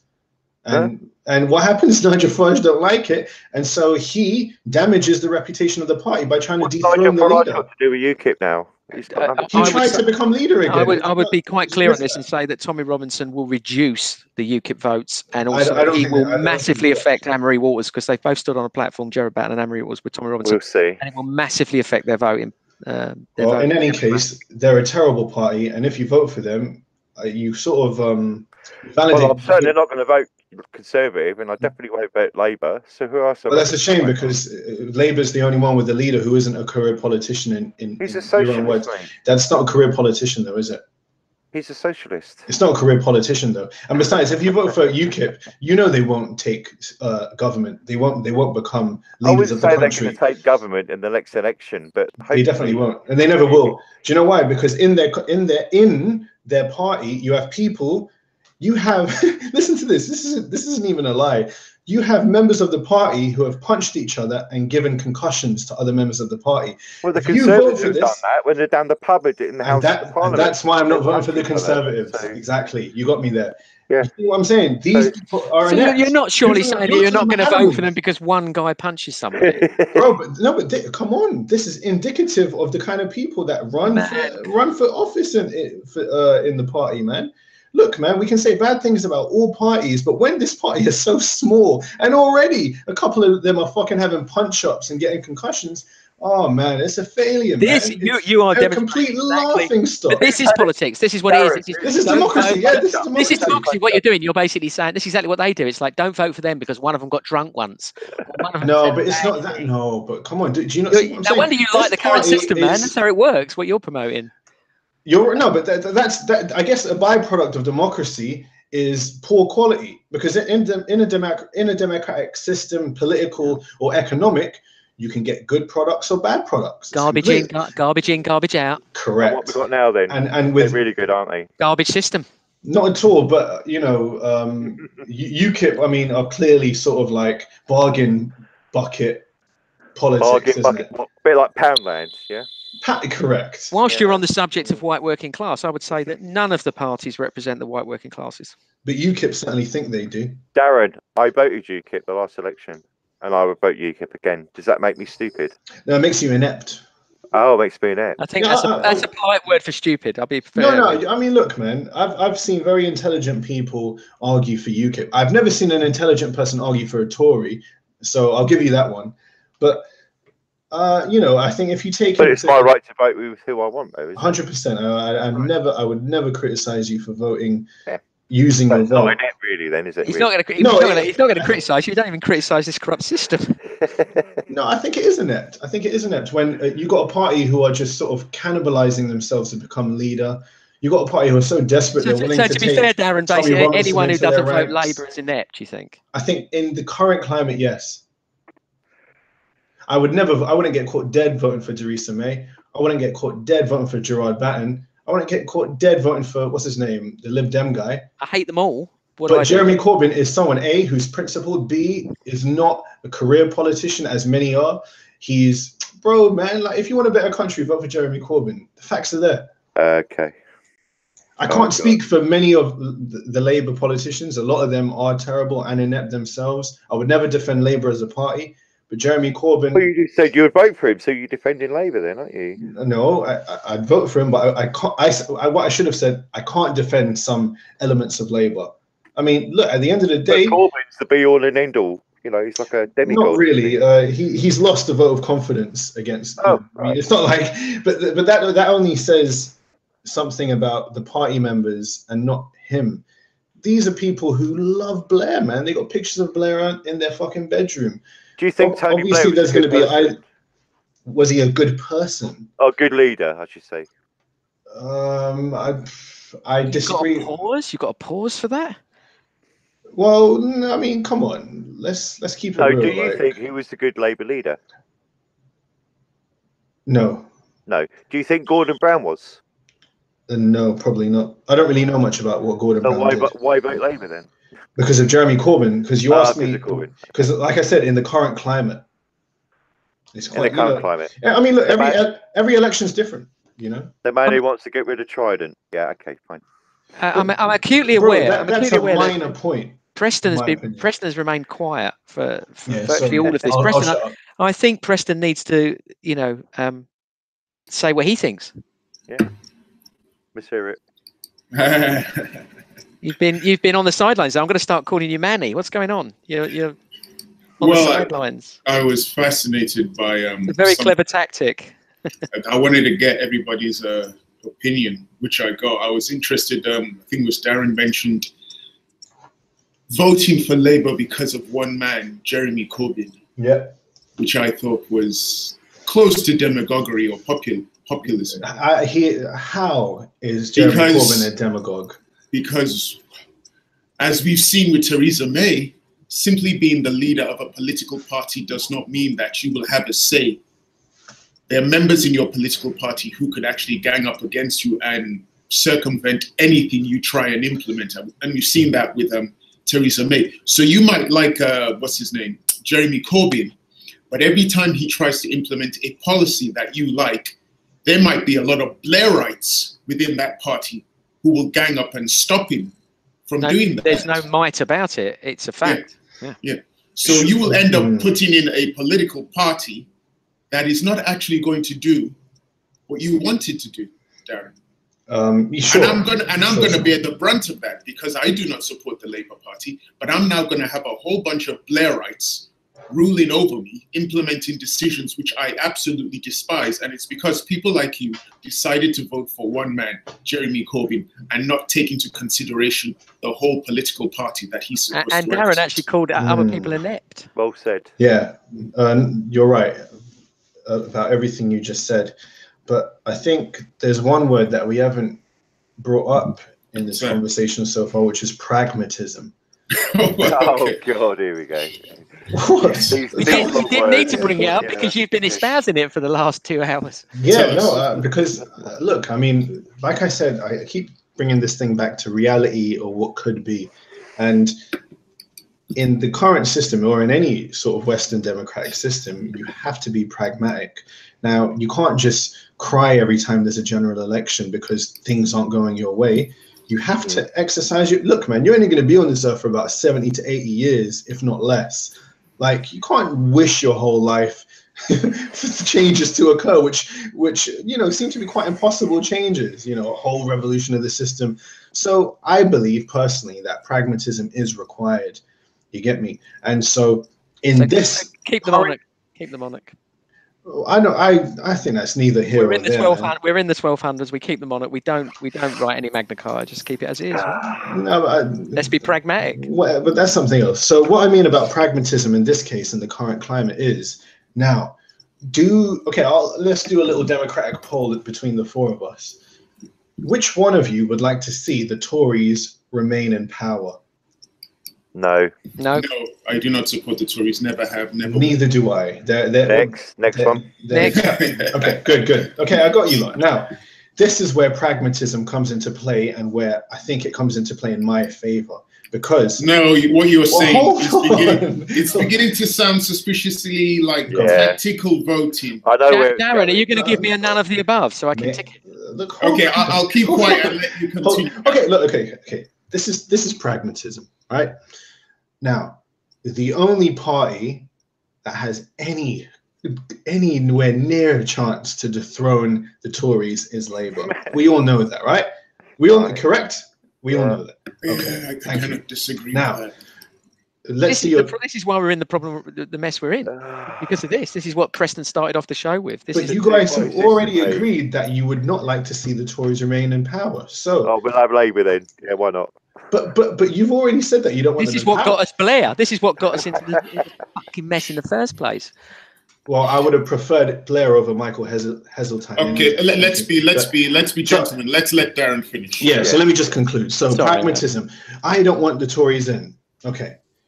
What party can dethrone them? Labour. Okay. What are my choices? Vote Labour or vote for another party or don't vote at all. Now, the latter two will get you nowhere. They might make you feel proud and you're sort of, you've exercised your allegiance to your party or political beliefs, but you haven't really made any change. And in fact, you may have contributed to the status quo by contributing to keeping the Tories in. I mean, if we're talking about tactical voting, a vote for UKIP could, in some ways, be a vote for Tories, depending on your constituency. But a vote for Labour is never a vote for Tories in any case. Yeah, but you've just proved the point. I mean, the system doesn't work because you're saying we've only got the two choices. But like I said, I'm making a point about this election. It's the same in every election. That argument you're using is espoused in every election. Not always, because take the 2010 election, which isn't even that far back in history. No one would have thought there would be a coalition between the Tories and the Lib Dems, but that happened. And because of that, you got a whole host of weird centrist policies out of it. I mean, there's so many case studies here as to why democracy is often unpredictable and does work. When I say does work, it means the votes do transfer into different political decisions. I mean, you only have to look at the last 50 years, right?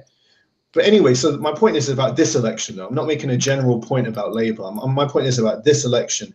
I don't even know who voted for Theresa May after her terrible election campaign, where I personally believe she was a robot for some of it. I thought she was a cyborg because she was repeating the same things. And you need to bring it upon yourselves, man. You might want to vote for UKIP or whoever else, and that's fair enough. That's your right. But remember that you might be contributing to the status quo, and you might just waste another 5 years, man. But Darren, if UKIP ever got that was the end of the party political broadcast for the Labour Party. Very good. But if the UKIP ever got any seats, and if they ever gained any sort of power within the government we have today, you would never ever see any members of UKIP siding with the Conservatives, and you would certainly never see them side with Labour. They would go for the minority parties, because there is a very small minority parties within the government. It's the SNP, DUP, you've got the independents. Sure. So there are very small minority parties out there. You'll never ever see them side with it because they know how the system has become so corrupt. Not really. Well, no. Okay. No, and I tell you why they would never side with Labour or Tory is because UKIP have got most of their voters from Labour or Tory. It would be complete political suicide if they were going to side with the people they're trying to steal voters from. Do you understand what I'm saying? I mean, look, isn't that clear? Do you know why? We've moved away from talking about democracy to basically voting, having to vote for Labour. That's what this has come down to. Oh, sorry, I didn't mean to do that. No, I am partly teasing, but it's interesting that this is what happens in all these discussions. It's like, oh well, it's got to stay the way it is, and. But I'm glad. Oh, did we lose DFS? He's gone. Oh, he's back. He's back. Yeah, I'm glad to see democracy works because you've been talking about it all night. Well done, gentlemen. Works? How did you get that? How did you draw that conclusion? Well, you said it yourself. I said we could have a form of democracy that was functional. I didn't say this is functional. Even talking about political, ethical, money, whatever, that's called democracy. No, that's called having a conversation. No, it's called democracy, mate. So get over yourself. I'm glad you feel good about it. Let's see if we can sort of agree on something then. I like to end my discussions with agreements because it's 9:26. Yeah, and that's where we're going to agree on that. It's 9. Could we call it at 9:30 or something? Let's call it at 9:30. But no, I'm saying that's the only thing we can get an agreement on is the time. I'm sure. Well, how about this?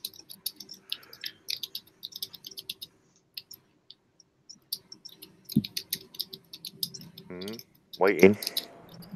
We all agree that improvements can be made to the current political system. Say yes, everyone. That's a tautology, if ever there was one. I mean, what? I've got you. Look, I got you guys to agree on the Labour thing. Yeah, no, but that's not. You've got to give us something that actually is likely for us to choose an alternative. No, don't worry. I'll continue. But let's just get some general statements out of the way. We all agree. I mean, I'm doing this for my benefit, well, so you know. I'm not sure you do, but no, I do. Trust me, I do. But we all agree that the political system could be improved in certain ways, right? But I guess the conclusion of or summary of the points I've made today is that while it could be changed to make something better, which is the political theory point of it, the truth is that many elements of the democracy do work very well in comparison to anything else that any other human society or civilization has been able to muster. And that has to be worth something. And so if we all agree on that, what we can do is we're not going to take general, broad conclusions about the current system, but we can sort of take a piecemeal, nuanced approach and look at the parts of the system, the elements of the system that do work very well, and the elements that don't.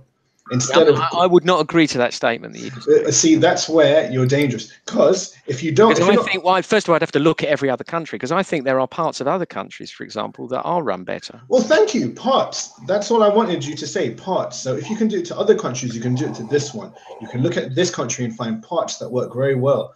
You can find parts of this country which every other country would envy.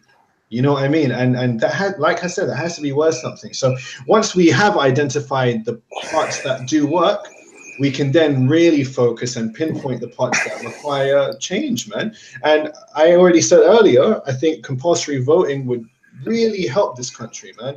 And that's just one of the minor changes that are realistic. What would be the punishment for not voting? Well, I never thought of that. Maybe a fine or something. A fine. Like Australia, where they get fined. Do they? Well, there you go, yeah. I believe they used to. Whether they still do, I think they still get. I think they still do in Victoria. I think, yeah. I don't think there's a. Yeah, I think a fine is fine, man. I mean, look, if fines make people park their cars, but what people have fines can make people vote. What people have argued, Darren, is that when you have a fine, they will just go in and vote for any old crap. They'll just tick the first box because they've been forced to, sort of thing. So that is I think some would. There's no doubt that some would. Darren, when you say that thing, I agree on some respects what you said, but then you underline democracy in itself, because everybody has a right to choose. Yeah. So when you go along that kind of line, yeah, but that's remember that if they're forced to do it, people won't do it. But that's a minor concession. Darren, would you concede to this point, right? We have a none of the above box, and if that box is ticked, none of those parties, none of those candidates can be elected. They have to put other candidates forward.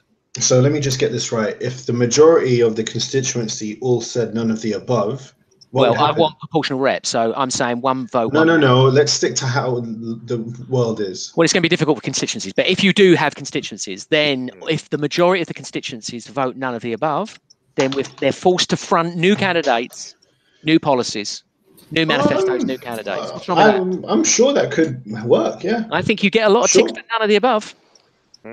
I'd say. I don't think you would, but I'm certainly all for it. Yeah. Why not?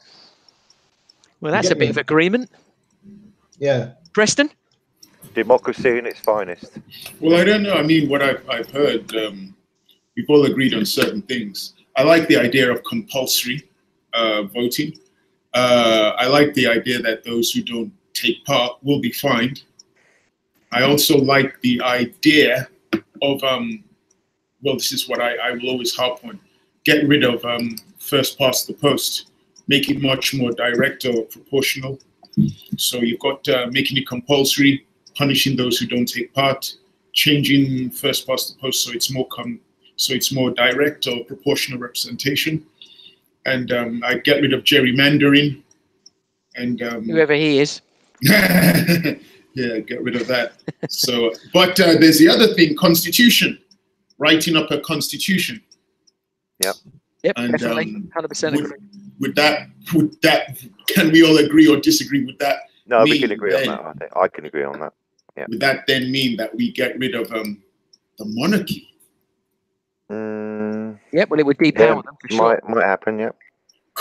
Would that even be possible? That's why they don't have a written constitution, because it would force them to alert the public to the powers of the monarchy. Because at the moment they yield their power by convention.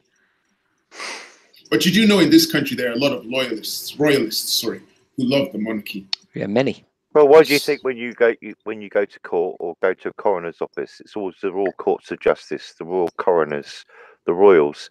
They all swear allegiance to the Queen, every single one of them, right? So to get round that idea, what you said about the first past the post, you have to vote regardless. I don't totally agree with that in some respects, because everybody should be given a choice. Well, you do have a choice. You either have a choice to vote or but get the thing fined. is, you should be punished for your choice. Yeah. All right. So no, man, you can put none of the above. Yeah, but you don't have to basically frog march you down the voting office to vote. You know, but that's online. Is this what you ask of democracy and freedom? That I'm not forced to walk down the road. I mean, come on, this is you've been given a choice, haven't you? But this is not what's at stake. You are given a choice. It's a minor concession, and I think anyone who complains about that is crying over spilt milk. You are right as a human being, as an individual, to choose what you want. It's a minor point. Choose not to, you should be punished for it. And that is democracy in its finest. No, so, I think that's like, it's just taken democracy a bit too far. If you don't do it, we're going to find you. Yeah, fuck it, man. Who cares, man? Like the people, come on, man. You think people should be given a right to not walk down the street every fucking 5 years? Come on, man. Like, that's a minor concession. And if you took that logic all the way, then you would say I shouldn't have to abide by any laws that the country forwards. Like, forget it, man. You still have a democratic right to vote what you believe. If you don't want to vote, that's your choice. Well, why don't I have a democratic right to rob you? Can't I make the same? It comes under rule of law. Right, and if we made it law to vote, would you still argue? No, it's the 3 pillars, what I said earlier. But if we made it law to compulsory voting, but then you get rid of democracy, so the pillars fall down. Yeah, but like I said, why can't I make the argument about me robbing you? Why is that? That's rule of law, though. And like I said, you're going by common law, aren't you? So no, I'm going by laws we have today. Okay, and so if we pushed through a law that meant we had to vote, would you still argue? If someone forced me to vote, I would not agree with it. No. Even if it was legal, even if it was illegal not to do so. No, because you're going against your democratic right not to. But my point was about the robbery. Do you not see what I'm saying? So you're cool with not being robbed. Robbery is a different sort of thing, isn't it? If someone comes up to me and robs me of my wallet, that's a crime. But you're voting on a voting slip is not a crime, bro. You can't just pick the laws that you like and follow them, and the other ones you don't like. I mean, this is like that's fantasy. What you're doing, man? Come on. Oh, it's fantasy. No, it's called democracy, mate. How is it democracy if it's been pushed into law and you still don't do it? How is that democracy? Yeah, but the thing is, what gives them the right to tell you who you should go down the voting office and vote? What gives them the right to do that? Just put none of the above. Yeah, but what gives you the right even to go there? I think you've misplaced your. No, I haven't. What gives the government the right to get you out of your house to go down the polling station on an election day and vote? If you don't go, you're going to be fined. So that dictates to me a dictatorship. You've got to do it. No, there's another way you could do it. You could pay people to go and vote. No, you go to America. Well, you could pay. Well, you get a massive turnout. Incentivize like a carrot rather than a stick, right? We'll give you 300 quid when you vote. No, but instead of the 50 quid fine, you get 50 quid. That's a good way around it, James. I never thought of that. Gets around it, isn't it? Yeah, good way of getting around it. Yeah. I'm going to vote a few times. They're greedy bastards. In this day and age, it's all about the money. So they probably get mass turnout. But under. Can we spend the money on getting rid of them and having a proper democracy? Do you think? Good point. See, have a special charity there. Well, you did say earlier, James. So you're all in favour of democracy, but enlightened, as you said. Yes, in the right context. Yes. Yeah. Yes. Agreed. So, but talking you spoke of revolution as well, James, didn't you? You mentioned revolution. Yeah. Well, it's always revolution. Although Che Guevara would say it has to be armed. Yeah. Well, do you think it should be armed? I thought that was the only form of revolution. I didn't know you could. Yeah, that's what Guevara said. He said it would have to be armed. Revolution would have to be armed. I can't remember exactly what the phrase is, but I would say that he is probably right. Probably. Earlier, I said, how would you make... I think you would how need, would you enact these changes? you would at least need to have the threat of violence, I think, for sure. Yeah. So you're so unhappy with British democracy that you're willing to threaten revolutionary violence. Well, you know that our system is predicated on violence anyway, right? Well, No, but I never asked you that. Yeah, but you're questioning me. Your whole system, you. the system you love so much, is predicated on violence. So why are you questioning me? I asked you because earlier I said, well, how would you enact all these great changes you proposed using by revolution? And you just agreed that probably it would be with violence. So yes, I think it probably needs to be. Are you so unhappy with this great country that you are willing to be Yeah, violent? but you wanted to be a dictatorship to tell us I not to exist vote. within a system of violence. Well, did you just say it would be a dictatorship if I've told even you when I took Darren, even when we took over, even when we took over, Darren, even when we took over, even when we took over, Darren, wait a minute, you said from both of you. Who's both of you? Democracy and James are both extremists. Okay. Extremists, sorry. What I'm saying is, even when we took over, we would be inheriting a system which is predicated on violence. So it would be ridiculous to say, oh, we're worried about violence when our system is predicated on violence. But I never even asked you that. I said to the very point. No, because I know because you're being careful. You're being careful because you're disingenuous. You're disingenuous. How the hell am I disingenuous? You live within a system that is predicated on violence. It derives its authority from violence. You know this. Maybe so. But no, well, there's no maybe about it. It does. Try not paying your taxes. Try to do anything outside of what they want you to do, and they will use violence against you. They'll break your door down. You don't like the rule of law, basically. No, I do. Democracy. I like a non-corrupt law. To not pay tax. So if you go against the law, naturally there'll be some sort of punishment. Naturally we could use violence when it suits you. What do you mean suits me? It's law. Oh, so it's the law. So when they pass the law, it's okay. But when we want some laws, when we want some laws, you cherish the rule of law. When we value laws that we are so keen on that we know that it has to be predicated on violence, you go crazy. But you're happy for those laws, the ones you agree with, to use violence. Yeah. But when we do it, oh no, we don't. Suddenly, we don't like violence anymore. Hold on, are you hypocrisy? Come on. What are you doing? There's no come on about it, man. You back violence. We all back violence because that's how the system works. Are you trying to compare the violence that would come to you if you don't pay your taxes? Are you seriously telling me that the violence that these governments have committed in our name is anywhere near the level of violence that I'm suggesting? You're making a whole different point. Oh, well, of course. You're arguing with yourself. Because you're disingenuous. I'm not disingenuous at all. You're literally comparing what would happen to you if you didn't pay tax to what you would do in a revolution in order to change. I didn't tell you what I would do. I said you said it would probably be violent. I think it would. Right, and you're comparing those acts with what would happen to you if you didn't pay tax. Do you know? But you're literally making a direct connection. That's right. And what I'm saying is, that's right. I can't believe you admit that. You should have lied, man. It's very simple to explain.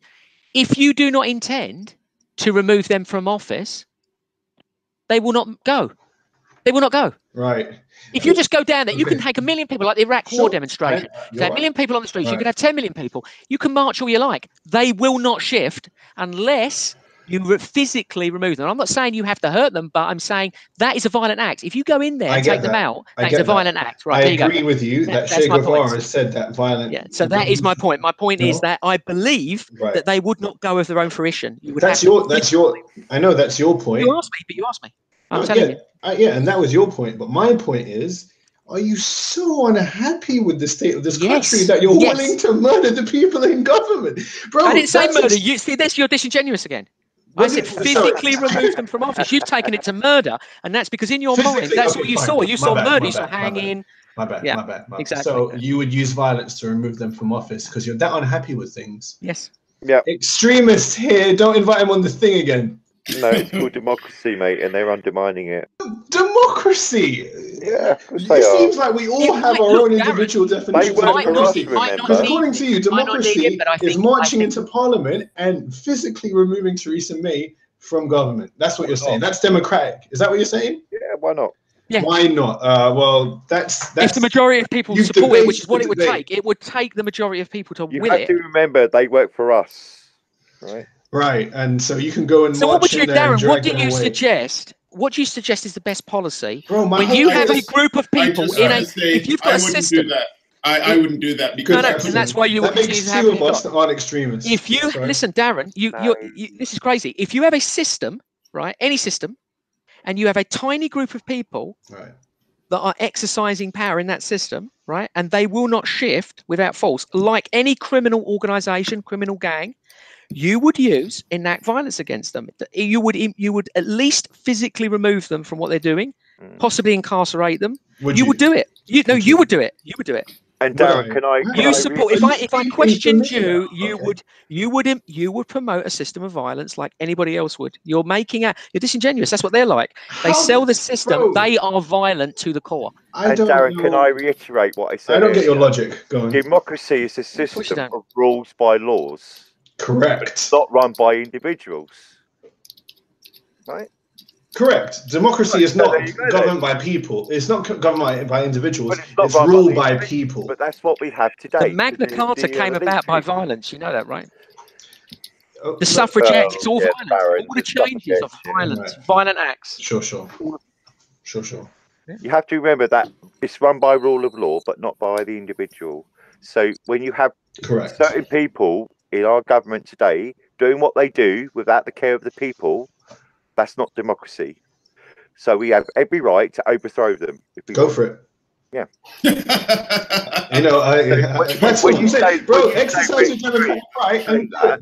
But when you say we're extreme, when we say that, we're not really. You are. That is an extreme. No, we did. No, of course it is. There would, Darren, Preston, you are delusional. There is no change coming unless there is a threat of some kind. Zero. Do you not think that's extreme? Do you honestly think that's not extreme? It's the way the world works. Excuse me? How did America break away from Britain? This is ancient How did the colonies break away from Britain? Hold on, so now history, you don't want to hear about it. So when it suits you, now you don't want to hear about it. You're comparing what you would like to happen with this country and justifying. All systems are predicated on violence. You know it. It's a fact. That might be so, but that doesn't justify your extremist position. So in this, you see what I'm saying? You call me disingenuous. You're making. I am using the exact mechanisms that the whole world uses. So you're just as bad as them. No.